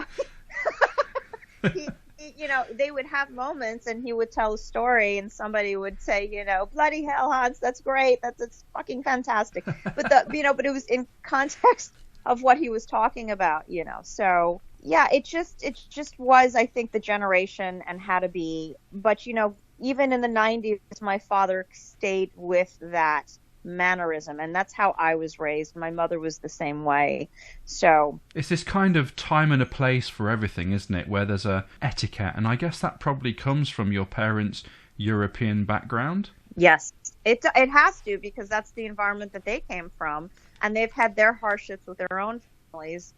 My father and my mother were 20 years apart in age when they had met, and so he had come to America before the war, and she was in it with her parents, Nana, and my grandfather, who was the Count of Russia, Count Alexander Buxhoveden. And so, you've got these different generational gaps between the two, but they had the same presence of mind to be in the same way for manners and respect, family value, if you will. And so that's really, to me, amazing, because 20 years apart, and yet they were very similar in a lot of ways. Yeah, exactly. Probably because, like we said, they've both come from Europe, haven't they? From roughly the same region, really. Yeah. Well, my mother, it's funny. So they had my grandmother with my grandfather. So he was on his second marriage with Nana, Rosine, rather. Mm-hmm. And Count Alexander had his first marriage. He also had 5 children. Some had perished during the outbreak of the war, and a few had remained. And so he had met my grandmother, Rosine. She was modeling at the time in Paris, and she was living with her sister, my tante Paulette, and they had gone through their hardships. She was put with the nuns as a child. There's a whole story to that, which is in the book. And so she really was looking for somebody to save her. And my grandfather had met Rosine, and he was 20 years older than her. You know, and it's really very fascinating to me. So he had kind of saved her and got her out of a difficult time in Paris, and kind of cultivated their own family. So they had 5 children. Wow. Mother being one of them. And so, yeah. So a very large extended family, and I guess does that still remain today? You still got a lot of relatives, I guess. Are there still relatives in Europe? Well, that's a good question. So on the Buxhoveden side, we do. So several years ago, Mother had taken a trip. She had gotten in contact with our cousin Luder, who has kept up the family social circle, if you will, and the family book. So there's books written on Buxhoveden with the crest and everything, and he really kind of took charge of all the cousins. And so on the Buxhoveden side, you've got the Count side, and you've got the Baron and Baroness sides. And so Mother's on the Baron side because they're known as blue blood. So he had married into the family and was relations to Catherine the Great.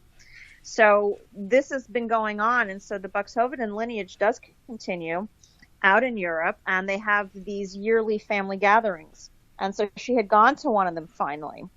It was a big undertaking to plan it to go there from New York, and we also in the family on the Buxhovedens had made a vodka, Buxhoveden vodka, and we had a black and red label. Oh, wow. So they don't make it anymore. Yeah, it's not in production, I believe. It was, yeah, they don't make it anymore. I was just going to ask, where can I get it? I know. I know. It's like, that's the worst part is, oh, wait, vodka? Yeah. But no, they stopped production a long time ago in the distilleries. It was just too costly, and they couldn't keep it up. So, but Mother got a sample of it and had sent pictures of the actual bottle with the family's label on it. So that was really neat.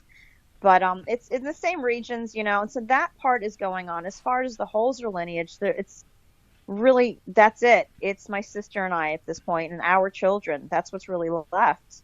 Everybody had passed on, and again, you know, Father was much older than Mother, so there's really nobody left. Sure, yeah, it's a shame. Yeah. I guess it happens to a lot of families. Really, it starts off with a huge extended family, and then, you know, one by one people get older and maybe they don't have children, and that's the way that, you know, family names diminish, don't they? Yeah, absolutely. And, you know, there are families that have a lot of children. It's really having the children that have the children and continue. Yeah. But Father, you know, his brother Kurt, he didn't have any children. He had gotten married, and they were living, him and his wife, my Aunt Liesel, were out in California. And Kurt had passed, and then I think Liesel since then has passed, and they didn't have children. So until I think later on, and then that just kind of, you know, there's no connection, and I think it just kind of died out, no pun intended. But on his side, it was a lot smaller, and it was really the Buxhovedens that became quite large, and so that's what's continuing on today. Did your father ever go back, or have you ever gone back to that region in Europe where your family came from and seek out any particular allegedly haunted locations that your family used to live in? You know, were there castles, etc., that could still be investigated? No, nobody has made any trek back out there other than Mother, which was mainly for her side of the family. I really would like to myself do that and have the ability to go to those places as well, because there's that connection. And I do believe what is still out there, though, there's I believe the church, there's a crest with my mother's church for Buxhoveden, and there's a bank that I believe was named after my father. So, and that's quite interesting. But no, nobody's been able to. Everybody got busy with their lives, and I've had, you know, a million children on my end, so forget about it. I don't know if I'm ever going to leave the house anytime soon. But no, it's definitely something that's irked me for a long time. I don't know how I would react to being out there and setting foot out there again, because I was so little and I had so many experiences out there with the paranormal as well. So I would like to one day, though. That would be amazing, wouldn't it? Do you think you'd be able to potentially make contact with one of your ancestors? Yeah, I think that would be just out of this world, you know, just because, what if, you know? But then it goes into the theory of how long do we linger, which is part of my research. You know, something that I question a lot is how long can something really remain to be haunted? You know, if we look at castles and we look at what went on, you know, back in the day, and people being tortured at times and thrown down to the bottom of the castle, and chained up, if you will, and all these horrible things that have happened during the centuries. To me, at what point can a facility or a piece of property remain haunted? For how long? Is there a limit of stature on that? So that's something I would like to find out, at these old places that Father went to. Is it still haunted? Is it a different timeline of new hauntings? Can that be possible? What would have caused it? Because a lot of these places aren't facilitated as homes anymore. They're either museums, or you can have a tour group, or you just can't go to them anymore because they're crumbling. Yeah, exactly. Yeah, or some of them just may not exist anymore. They may just be open fields, and there's no building there that's anymore. Right. But the field itself would still retain that energy. Yeah, I mean, as part of your research, your question is, how long do we linger for after? What have you found in your research? Do you find that there's a commonality there in terms of duration of hauntings, or are you still very much undecided? I think I am on the fence with it. What I have found so far, and I still have a ways to go, is that there are locations that I have walked through again, that I have visited again for whatever reasons, and the energy feels differently. And then we talk about energy, and is it something we can prove or disprove? And that's a very good thing to think about, because we can't jump to conclusions. We can't assume 10 years ago this location had these stories and these happenings, and these people have encountered and witnessed, and we've written them down in books and we documented it. But if we revisit it 10 years later, sometimes the energy shifts. And what I found is that's very true. It does shift. It feels differently. And then for me personally, because I don't have much of a timeline, I'd have to go back every so often, and I'd have to document it and see it to be really accurate in that sense. But from reading the stories and what other people have reported, and then I go myself and I feel it myself, I said, well, I can report on what I'm picking up on. And with some technologies, if you're picking up on any disembodied voices, if you will. But then again, you can go in your own backyard and walk through the woods and have the same thing happen, and then not know the age of that voice, of how long they've been there. Who are they? Why are they there? Are they human? It opens up a big can of worms for me, I have to tell you, James. Yeah, a lot of questions. Exactly, because you hit the nail on the head there. You might get a disembodied voice and assume that spirit, for want of a better word, has been there for hundreds of years, for example, when actually they may have only been there a couple of days. Yeah, it's amazing. I mean, if we can die and manage to get into a location or an environment as maybe we're lost and we're confused, maybe somebody on the highway tragically gets hit by a car as they're crossing, and they shouldn't cross, but they do, and they're stuck in this highway.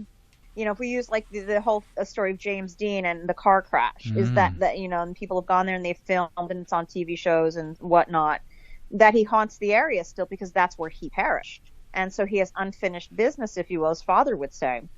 But you don't know if somebody else died in that area as well. And what if it's that lost soul trying to communicate and they're just as confused?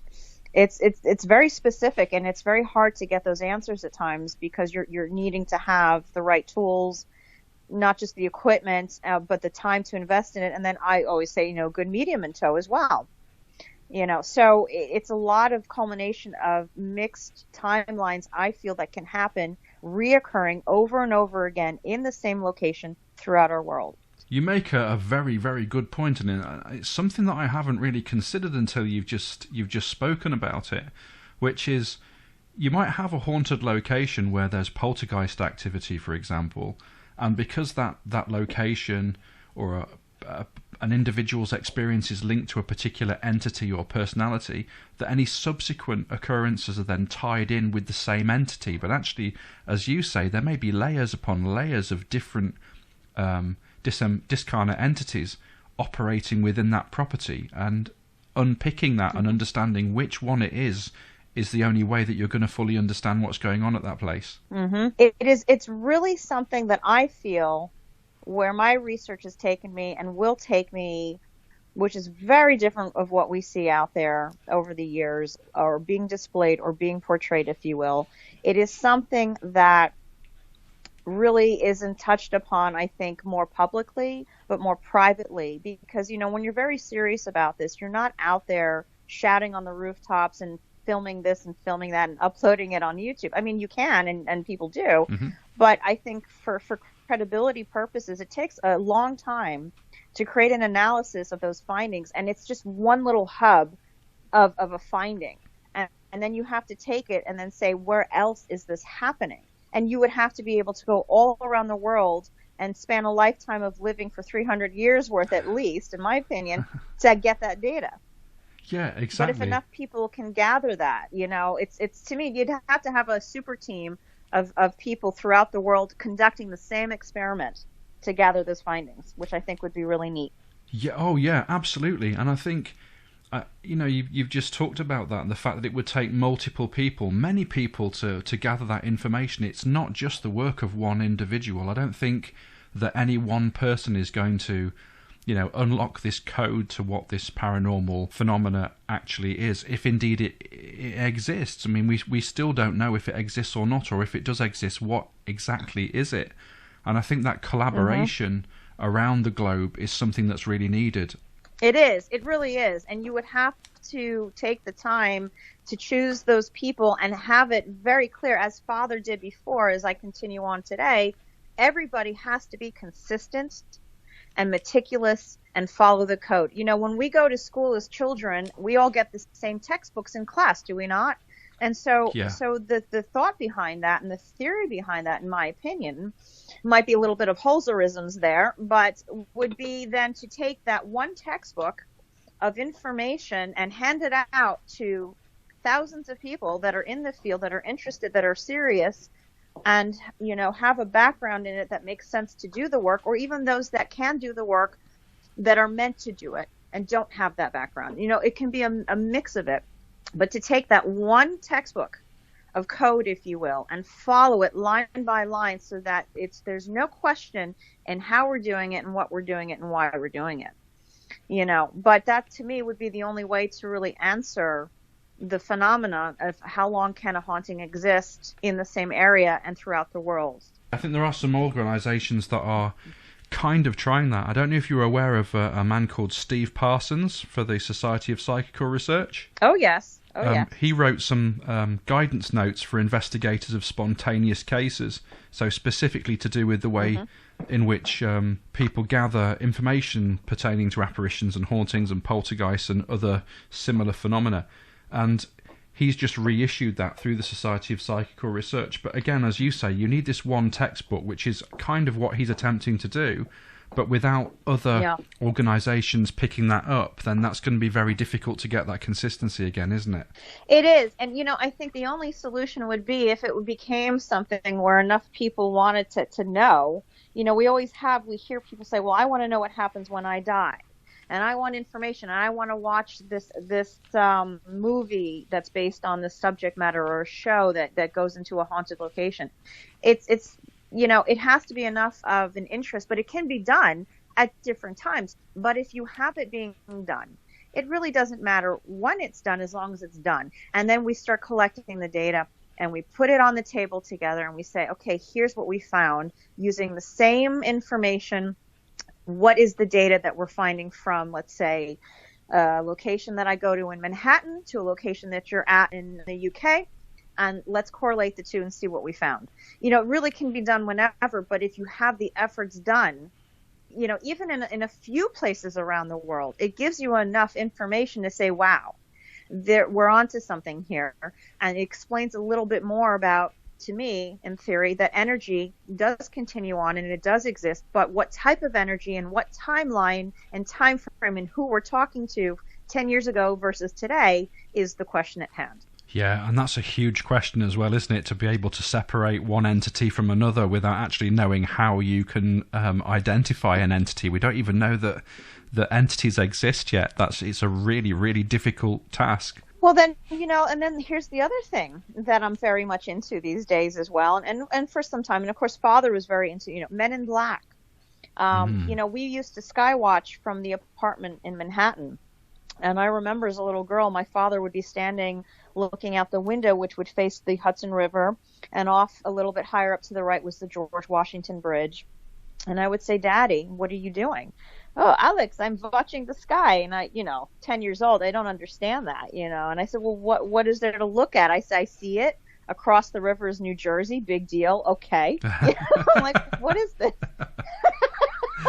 What is this man doing now? What's Dad up to now? Right. My whole life. So he said, I'm sky watching, looking out to see the visitors that come, And so it really took probably 10 plus years later, in my early 20s, I started having children and became more aware, and I had my own experiences with somebody that had passed in the family that I speak about in the book. Mm-hmm. And I just started to put it together. And now where I am, it comes full circle today in my late 40s.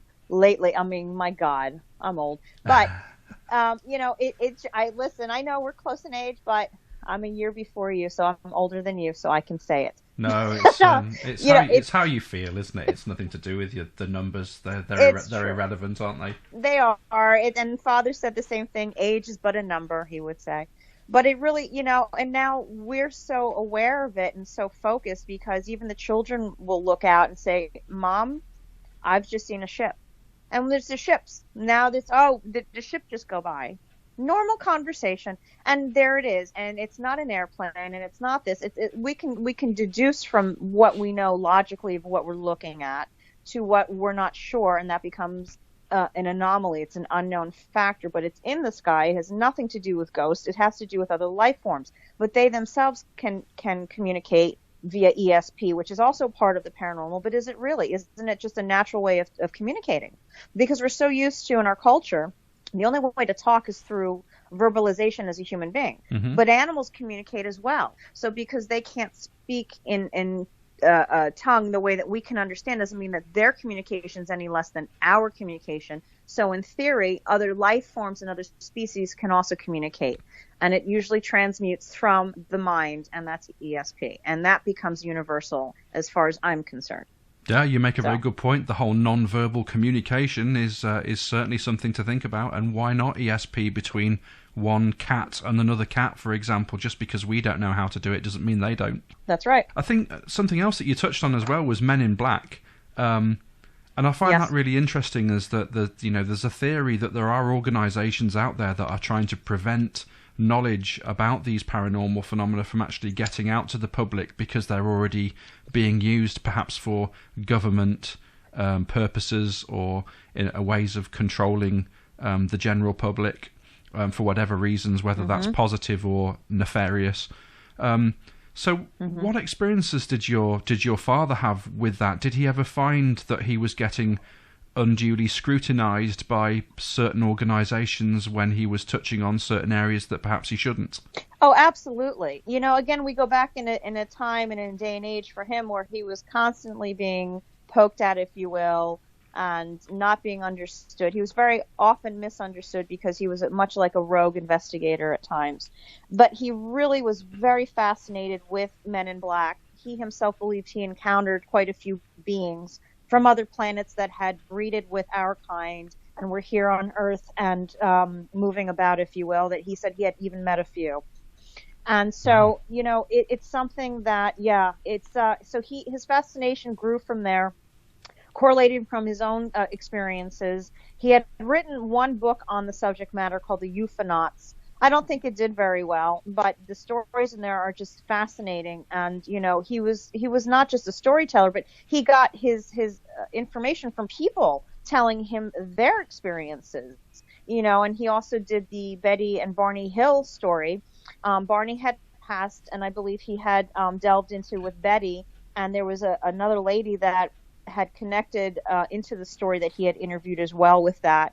And it just became a fascination for him that he really was fascinated with other people or beings, if you will, living on other planets that have come to Earth. He was always convinced they had been here before us, they will continue after us, and that there's a connection there with who we are versus who they are.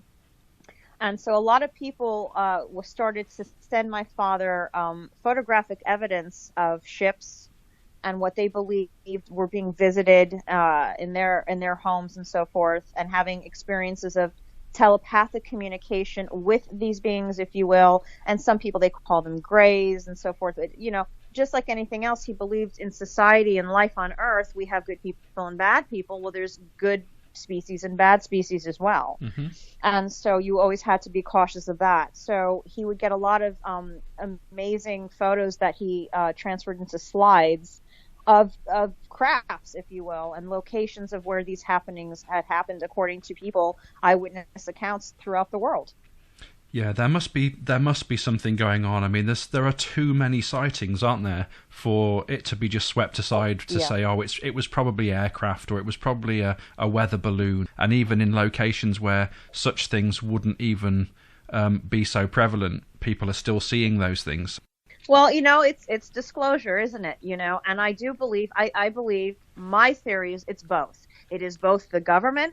As we know, the typical term is cover up, and that's been long going, you know, Watergate, all of it. Yeah. This is no different. And I also believe that we have giants that are coming back. I think that people have been created to be very large. You know, what we see in the movies, I think a lot of it doesn't fall far from the truth, and how a lot of these films are put out there is based off of true stories. I mean, we look at Close Encounters. I mean, come on, you know, it's the reality is this is nothing new. But, you know, what's going on, I think, in relative to today's times is the fact that we are getting closer and closer to it because it is being seen around the world. And you have pilots, you know, we've had recordings of pilots in midair, and they're saying, this is what's going on. We're witnessing these lights and what looks like a circular object. Sometimes they're cylinder shaped. You know, you have recordings of this, and there's people being, you know, killed over this information at times. And so you tend to kind of say, well, what is going on here? Because is this something that's been here before we were here, and this is ancient? You know, ancient aliens and civilizations, or are we part of a culmination of a mix of a society that's older than we are? And so we have to kind of accept the fact that we are very small compared to what's out there. We really don't know much, but we do know enough. And what we do know is purported evidence of sightings and video footage and audio clips. A lot of times people still hear it and see it, and they don't want to believe regardless, because they want to go back to their quiet lives, and they don't want to look outside that box and say, no, human only. Well, what constitutes a human being? I think if you're a good being in general, great, but we're going to have bad ones too. So again, you know, I mean, I believe that we're seeing a lot more because of disclosure. I do think that a lot of people are more aware and awake and concerned and curious, you know, so but that's human nature, if you will. So what we come out of it, what happens in our lifetime, who knows, you know? Yeah, exactly. Another thing as well, you talk about negative entities, you know, when they talk about demonic activity, and I'm not personally a subscriber to the concept of demons, but I'm open to the concept of something from outside of this planet having some form of negative influence on the environment. Absolutely. Oh, I agree. You know, listen, Father certainly was not a fan of the word demon. He certainly said that the paranormal and religion shall not meet, because there's no place for both in the same space. You know, everything has its place, if you will. But the whole idea of negative energy is negative energy. And if we want to put a label on it and say demonic, well, of course, because let's think about it.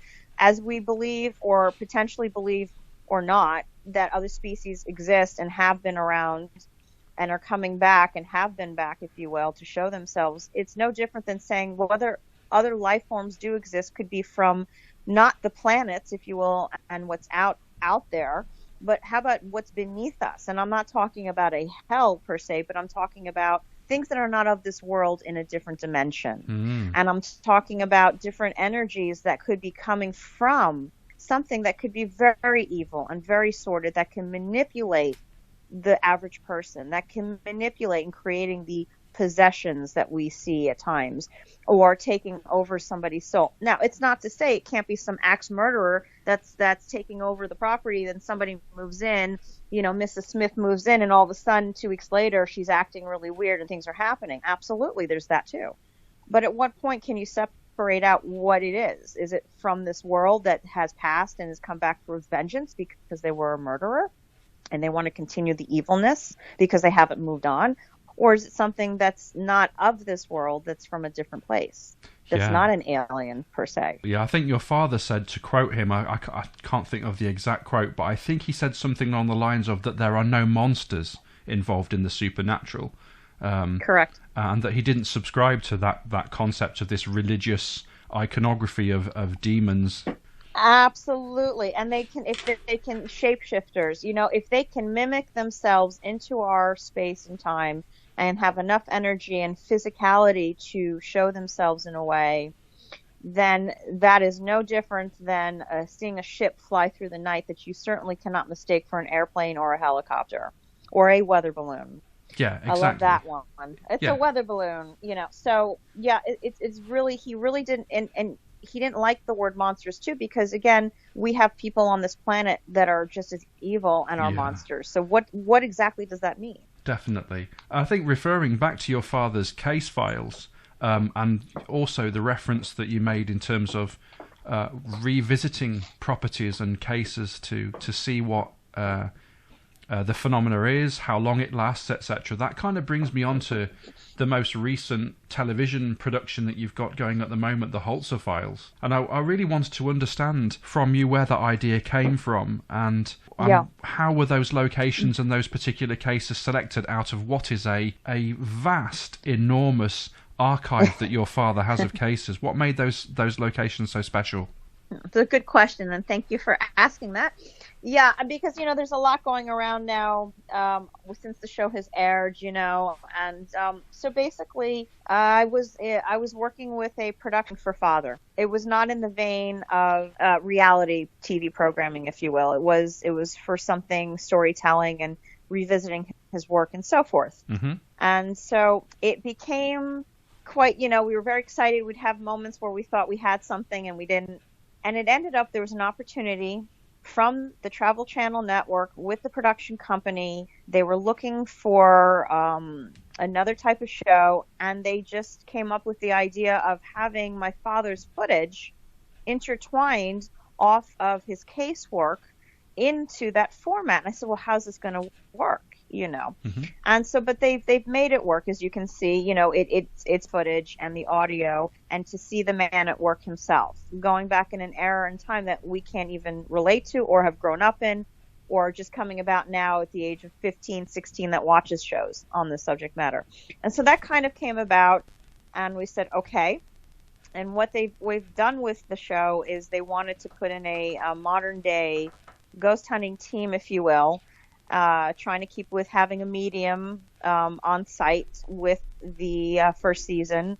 And the cases were chosen, a lot of the work that he's written about, a lot of these places either don't exist anymore or people don't want you to bother them. So it's quite a task at times to explain to people that, listen, this is Dr. Hans Holzer. This is not anything that you would see what's been displayed. It's very different. It's from a different generation and era. It's holding to the work. It's holding to what he believed in and so forth. And it's very genuine in that respect. And so it was a culmination, on the production's part to create that. And then with my assistance and opening up the archives, allowing the footage to be digitized, which was a huge undertaking for them, to show those who are interested in watching to see a bit of history, if you will, in a genre that displays these shows different ways. And so this is our way of doing it, and that's kind of how that came about. Yeah, I find the idea of it really fascinating. I find it quite innovative in the sense that it's going back to another age. And I think at the moment, ghost hunting and paranormal investigation TV shows, they're always about modern technology. They're always about, let's get the latest gadget. And in the main, they're generally all about demons and running around in the dark screaming. And the impression I get from the Holzer Files is that show is almost completely the opposite of that. it's a combination of your father's work that he did and using that as the foundations, but also then trying to build on that to see what lasting effect any of that paranormal phenomena has at that particular location. That's something that's really fresh. That is really different from the formulaic stuff that's being churned out at the moment. I think you should be congratulated on that. Well, I mean, I can't take all the credit at all, really, because it's not my production, but I know what you're saying, and I appreciate it, and I know they would appreciate that, because it is innovative. It's a way to take something that wasn't meant to be taken in that way. As I mentioned, we were really looking to do it differently, and to put it out there on a platform that was being accepted to be shown. And that's really that main part of it. And for me, it's amazing to see his work back out there and have the footage being shown that is on a reel-to-reel. So obviously, unless you can invest in digitizing it, which is very costly and time-wise a long investment. He had, my God, over 100 reels. So wow, it's a process, So I think in that term, it's wonderful, and it's really should be focused on him and what he stood for, and to see what's there today, which of course would be my curiosity as well, because like we talked about in the beginning of the show, is can it stand the time? Where does it lead to? Are there other things happening in a location that he went to 50 years ago? What's going on there now? Is it the same information? And so you're going to find out some of it is and some of it isn't. I think you kind of play down your involvement in this, Alex. I know the production company have been involved in producing this, but yes. Ultimately you have released, and your family have released, what is, what must be really precious personal information to them to use. If you'd have kind of said, nah, not interested, I don't want you using my father's stuff, it's too precious, this show would would only be like 1% the success that it currently is. Oh, I agree with you. I agree. It has to start somewhere, and it starts with the archives. That is how this happens, and then from there it builds up with the team effort of everybody involved to make it into something that people are going to want to watch and understand, and they don't have to relate to it. And because what my father stood for, and what I continue to stand for myself, for my children in this generational change, and for those in my family that want to continue on my work and my father's work, is to have that piece of history preserved and to encapsulate it in a way that people are going to understand it.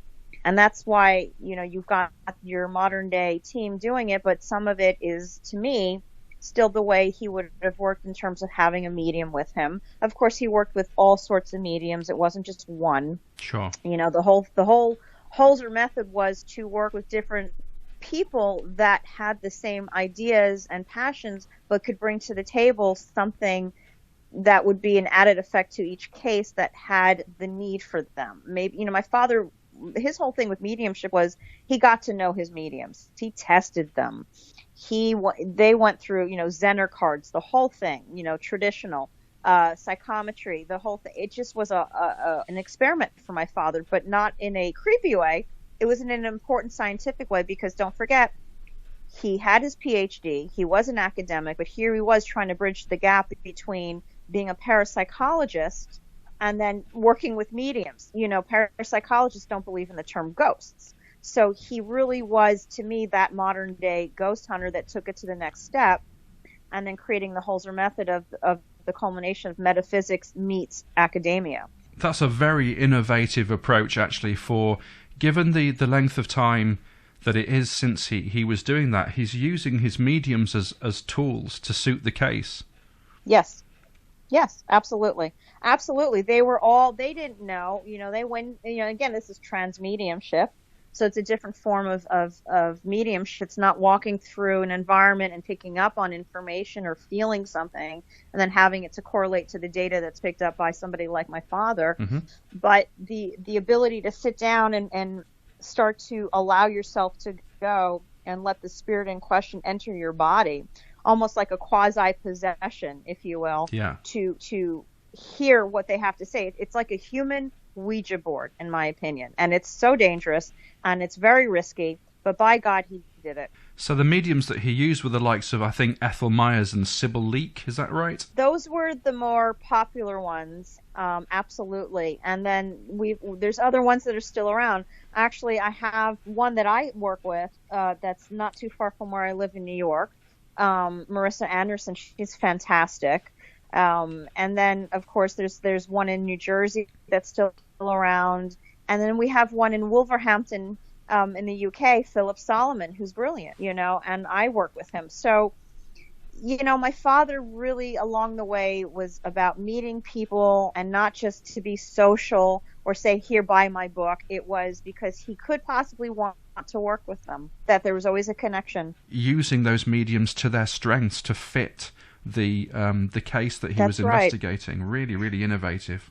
That's exactly it. And so, as far as what we're dealing with today with the show, it's not my call, so to speak, but just speaking to how my father worked, that's how he did it. And that's how he went about it. And I know Sybil felt at times, she was an experiment, but that's really the way to do it. And if this is something that they go into voluntarily, understanding what they're trying to accomplish, a lot of times the mediums he worked with understood what was at risk, understood they themselves wanted to know, so it has to be an acceptance on all parties involved that what we're going to do, what we're going into is an understanding, and it's risky. If I hold a seance, that is something I explain to everybody involved. What is the point? What are we trying to achieve? What are the risks? Because it's not a game. It's not Parker Brothers talking board. It's not a game. Sure. And anybody can create, by the way, their own talking board by writing out on a piece of paper the alphabet and numbers and a yes and a no. Absolutely, because it's a form of communication. It's about the energy that's going to open up that portal, if you will, to allow God knows whoever to come in and communicate with you and those around you. And that is, again, another risk, because I believe we're always surrounded by a negative and a positive, and it's something that we can't always see or hear or touch, but it's here. And during certain situations, it could turn bad and very quickly. Yeah, that comes from ancient cultures, doesn't it? If you look at the Chinese with the concept of yin and yang, these things have been around for eons, and they must be there for a reason. They must be an inherent truth in human life. Absolutely, and I just think it's important to reiterate that information as we go along, as long as we are of the living here, and to have that passed down to the next generations that are finding out about this for the first time. There's always going to be a fascination. There's always going to be questions and information that's desired, but to go about it a certain way, you really have to be fully armed with information and pick up a book and read, Yeah, definitely. And talking of picking up a book and reading, or just reading in general, this show could run forever given the huge resource material that is being used. But I wondered whether or not did the production company actually digitize the entire archive or just selected parts of it? Yes, they have everything, and I believe from I'm seeing it as everybody else is seeing it on the show. We don't have cable, so we actually use Amazon to watch it, but I'm seeing it for the first time as well, and it looks to me just bits and pieces of it, but there's a lot of it, but that's okay, because I think you've got the people that are watching the show are going to watch it for the bits of Dad, and then they want to see the investigation, because that's how these shows are.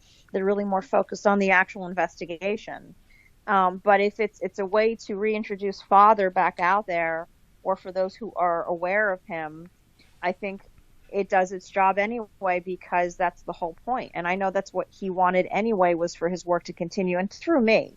It wasn't just like, here, kid, get my work out there. I mean, he and I worked together 6 years prior, before he was sick, and we knew that things were changing with him. It was very important for him that I carry that torch, and we had a conversation when I was younger, and I had said to him, I said, Daddy, do you regret not having any sons to carry on your name? Because, one day I'd like to get married, and I know Nadine wants to get married, and, back then you changed your name. Nowadays, women don't have to change their name. They can keep their own name and be married. But, this was during a time where you traditionally took the husband's name, if you know. So, and he said, Alex, I love my daughters.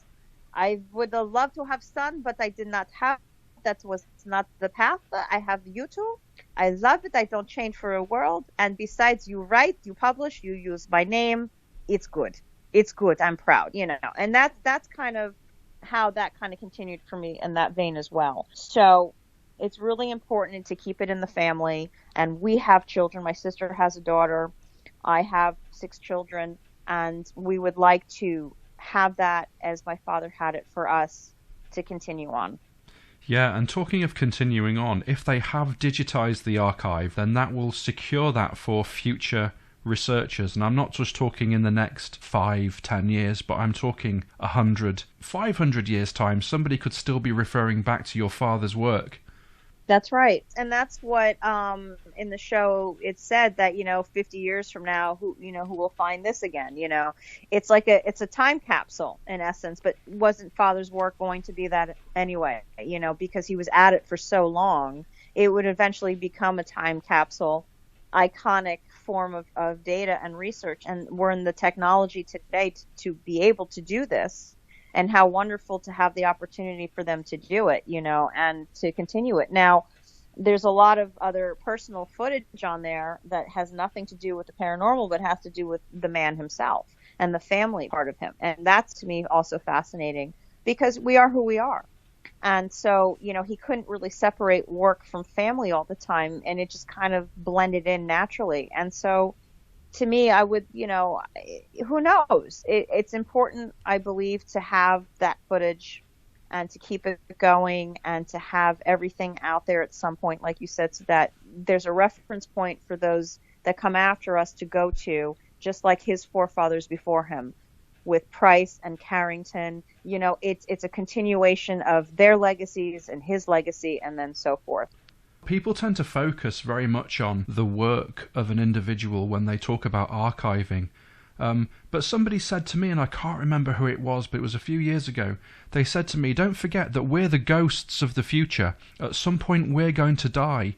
So actually the private, the personal, the photographs, the ephemera of a life, birthday cards, gifts that were given, things that were written in little love letters and notes, all of those things are important to retain for the future, because at some point, if I come back and I haunt someone and they can access my life in that entirety, they'll know it's me, because the references that I give them will be so specific, they'll be able to trace that. And that's right. It really, and that's so important, because can you imagine for those that have been researched and spoken with, such as people like my father in those moments and being recorded, that they're having their say and they need to be heard, and they're having a problem and they have to either be helped to be moved on or to be left alone. But they, it's like anything else. We would like to be heard in society. We want somebody to understand us. We want somebody not to judge us. We want somebody to sit down and hear what we have to say and let us have our moment. It is no different when we cross, whether we're stuck like a ghost or free as a spirit. It is communication, and it continues on, and to me that's part of energy. And so it's to have anything archived or to even have it on a TV show or a film, it's embedded, it's ingrained, and it becomes, to me, a piece of history that you can go back to. And it's important, and we're in that era, everything is so further advanced than when my father was around. But, who God knows where we'll be in 10 years from now. What are we going to be using to have that ability? But yeah, exactly. I think it's very poignant. Your father is still speaking to us from the other side of life, and we're able to learn from his example still. And I wonder whether or not that was something that was an important legacy for him. When he was here, he was so involved with his world, I don't think he would have thought about it until I had conversations with him and we had brought it up. And that was late in life, because he was ailing at that point. He knew that he was physically not able to do what he needed to do. And he was of sound mind and body, as clear as he could be. He was still who he was. And I had sat down with him and I said, Daddy, I will get a film made for you, of you, about you. I will get your work back out there. I promise you I will continue what you've taught me, and I will do it differently, because I am your daughter. I am not you. I said, I'm also a woman, and we tend to do things a bit differently than the men. And he says, Alex, ha, ha, ha, that is funny. You're so funny. I'm like, okay. But we had that conversation, and I said, listen, we'll make it happen. I said, you're too important in this world, because all he tried to do is really help people and educate people. He never hurt anybody. It wasn't vanity, but he had an air about him. Yes, he was arrogant at times, and yes, he was very difficult at times, but he knew what he was doing. He really did. He had an awareness and an understanding. He was chosen for this work, and he couldn't finish everything because, we run out of time. Our bodies don't last. And so, that was understood, and through me and through whatever, opportunities, it's something that I know he is around still, by the way. So, and there's moments where he's not pleased with what's going on, and there's moments where I feel that his energy shifts when he sees something he likes. So, it's a question of, it's important to look at it in a different way. The perception is it's out there again, but it's always been out there. People just, I think today, buying books, we have now the audio versions, we have digital downloads, and I know he would scoff at that. But unfortunately, print is not the way it used to be. Having a hard book, hardcover book is a big to-do to have published by an author these days. You have to be kind of a big to-do. Everything is cheaper done with paperback. So, it's the industry of publishing has changed. So, you try to get it out there as much as you can, and whatever opportunities come your way. And this is definitely a way to do it. And that's how I see it, because it's personal. I am a Holzer. It is also my family, and I'm appreciative of that part of it. And I think if it can just open up some more doors and make more people aware and to learn about the work and those that came before him, if they're interested in the field and have questions, that's another great avenue. So. Again, this is using the tools to suit the job. This is what your father did. This is what you're doing. And I think you have to grasp modern technology. Ultimately, you have a target audience, and the best way to get to that target audience is to use the channels and the communication lines that they use so that you can get your voice heard. I have to tell you, and I think that I feel like my father my husband and I had recently watched this program on, I want to say Netflix. You ever hear of the show? It was Allan Kardec. That was the spiritualist. That was his name in a past life. He had a different name. I believe he was, I want to say he was Parisian. We literally had just bought the book. It's it's like the spirit book. It's on spiritualism. Allan Kardec was the past life name that he chose to print under. And he was one of the first spiritualists to come out and work with actual mediums and different mediums. And so we watched the show and we were floored, and we were so sad to see it end. And so my husband and I had actually purchased the book, and there's a couple of books on it on Amazon, and it's phenomenal, because what had happened was he himself, he was an educator, and he had his own family, and he got brought into this. He was part of this group. You're part of the SPR as well. All these ghost club. They've been around a long time. Well, he was part of his own back then, and they didn't want to have anything to do with spiritualist talk, spiritualism, mediumship. It's like, oh my God, blasphemy. And so it was his fate. He got pulled into it just like his father was before him. He also was fated for the work, and that it was going to be risky. And the spirits had warned him that this could take his life, but it had to be done, and they needed him to do the work. And so he started to evolve and started to get the proof with all these letters, and all different types of mediums were channeling the spirits that were conducting the information to be told through him to get it out there so he could publish in his books, because he was a writer and he was very close to his publisher. Back then they met in the office and there was nobody else, so it's like you were always good friends with your publisher then. No corporate anything. And so this was done, and his book was published, and they had book burnings and everything, because people didn't want to accept the notion that other people could have the embodiment of somebody from the other side or something tell them what was going to happen and how to prevent this, and to be more aware and open. And so it's just fascinating. So it's Allan Kardec was the pen name, if you will, but it was his past life of who he was before. and he learned about his past life. That's fascinating. So it's phenomenal. I mean, this was the first movement of spiritualism, if you will. I mean, when Father came about in the 60s with the spiritualism movement then, it's almost like a reoccurrence. It's like every so often it pops back up again. Having, you know, 1970s clothing, retro style clothing is now hip again. My daughter's wearing flared jeans. I'm like, what is that? You're not a child of the 70s, girl. Why are you wearing those? Oh, Mom, they're so cool now. Okie dokie. Not when I was a kid. They were ugly. But yeah, it's the same thing. So, but it just, you know, and he had everybody go against him. He was run out of his home, you know, with his family. It tells an interesting story of a perspective of a man that existed during a time that he himself was a skeptic, and if you're chosen at some point, you can fight it as much as you want. Eventually you will have to go to that role and play that role out, because that's your life path. Absolutely. Well, something definitely chose your father to be the ghost hunter that he turned out to be. No doubt. And listen, it wasn't easy for him a lot of the times. He was frustrated half the time because people wouldn't listen to him. He couldn't understand why people wouldn't understand him, you know. And I say, Daddy, relax. I said, it's their loss. I said, they're not aware enough. They're not deep enough. You know, there is something to be said about somebody who's a deep soul and on the surface kind of soul. If you want to live your life going through, you know, like, meh, whatever, I don't care, I don't believe, okay, fine. But you will learn once you pass.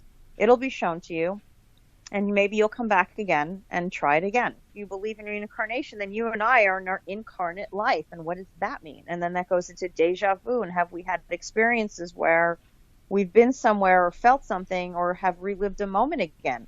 And then some people might say, well, you know, that's interesting, but how do you prove that? It's like, well, it's not so much of proof.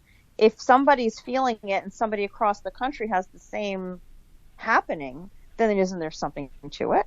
Does it always have to be proven by equipment or some form of in a lab per se, that we can have actual numbers and data and scientific facts to say, well, this is it? Well, but if somebody else is experiencing it, just like people who have dreams or precog and things like that, or near-death experiences, listen, if you have a whole bunch of people experiencing it at different parts of the time, at different parts of the world, and they have not known each other, they have no connection, they have nothing to gain from it, they're not looking for fame, what have you, then you have got to question whether it is potentially validated and real. Absolutely. And that's what, you know, the whole paranormal thing, not just ghosts, also the cryptids, you know, and the UFOs. I think that's all fascinating. You know, I think we're all travelers on this fantastic journey. That's what we are. I really believe that. I think we're on a journey, and you know, nobody's better than anybody else. You know, it really, if you start to look at it, we're all built the same way, for Pete's sake, unless you're of, you know,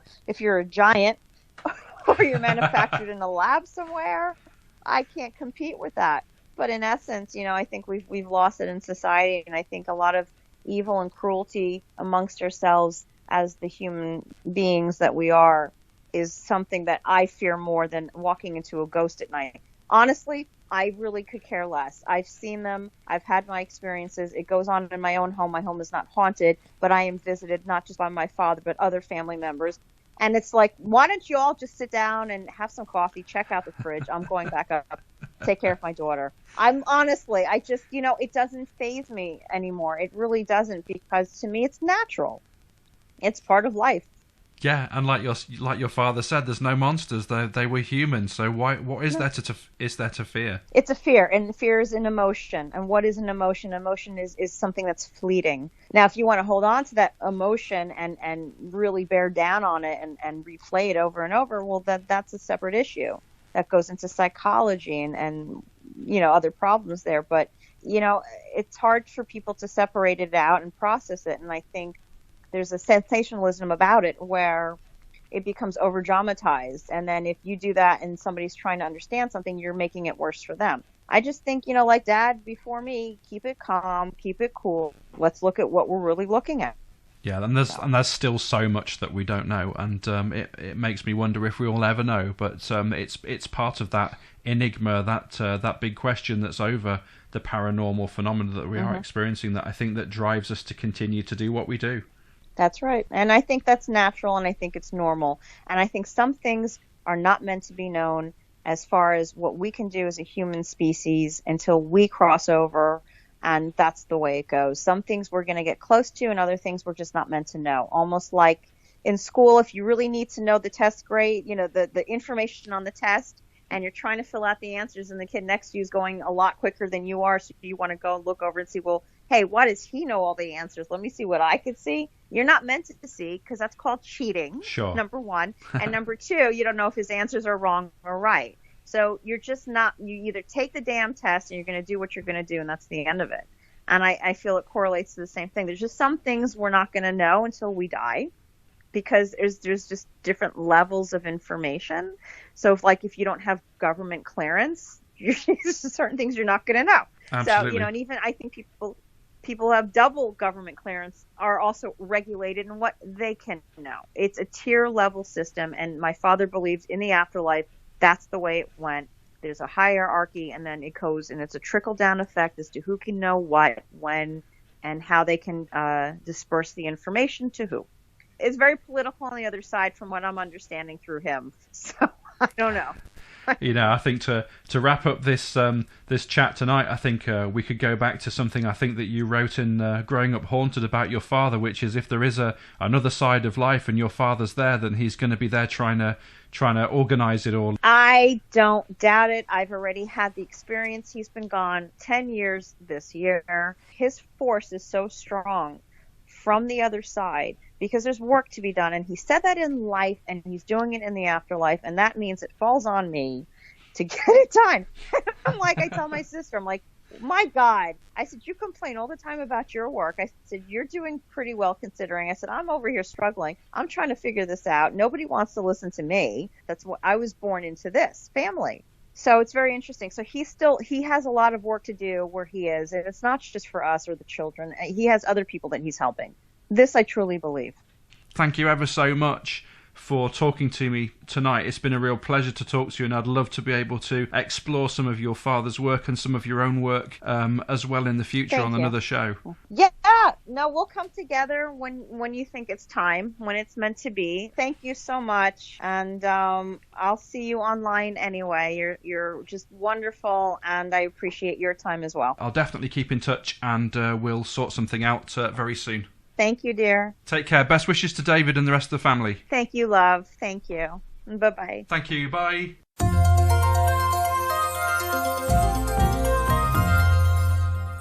So you've just heard me talking with Alexandra Holzer. Here's your question. What movie did James remind Alex of when she was talking about the car her mother was driving? So this is the fifth and final question in the prize competition. At one point in the show, I mentioned finding an old photograph tucked inside an old book I'd bought. But what was that photograph of? You should now have answers to all 5 questions. If you're the first to answer them all correctly, you'll win the following prizes. The book Conversations with Ghosts by Alex Tannis and Cal Cooper. The book Electronic Voices, Contact with Another Dimension by Anabela Cardoso. The book Growing Up Haunted by Alexandra Holzer. And another book, The Vertical Plane by Ken Webster. You'll also win a sealed Blu-ray of the new Borley Rectory film by Ashley Thorpe, starring Reece Shearsmith and narrated by Julian Sands. Please send your answers to this email address, sanctumsanctorumpr@outlook.com. That's sanctumsanctorumpr@outlook.com. Don't worry, if you don't know how to spell this, I'll feature the email address in the description of the podcast episode. The competition closes at midnight on November the 30th, 2019. The Inner Sanctum's decision is final and no correspondence will be entered into. Overseas entries are permitted, however the winner will have to pay the postage costs outside of mainland UK. Good luck! Well, that's the end of this Halloween special from the Inner Sanctum. Thank you so much for listening. We hope that you've enjoyed the show and that you'll join us again. Until then, goodbye.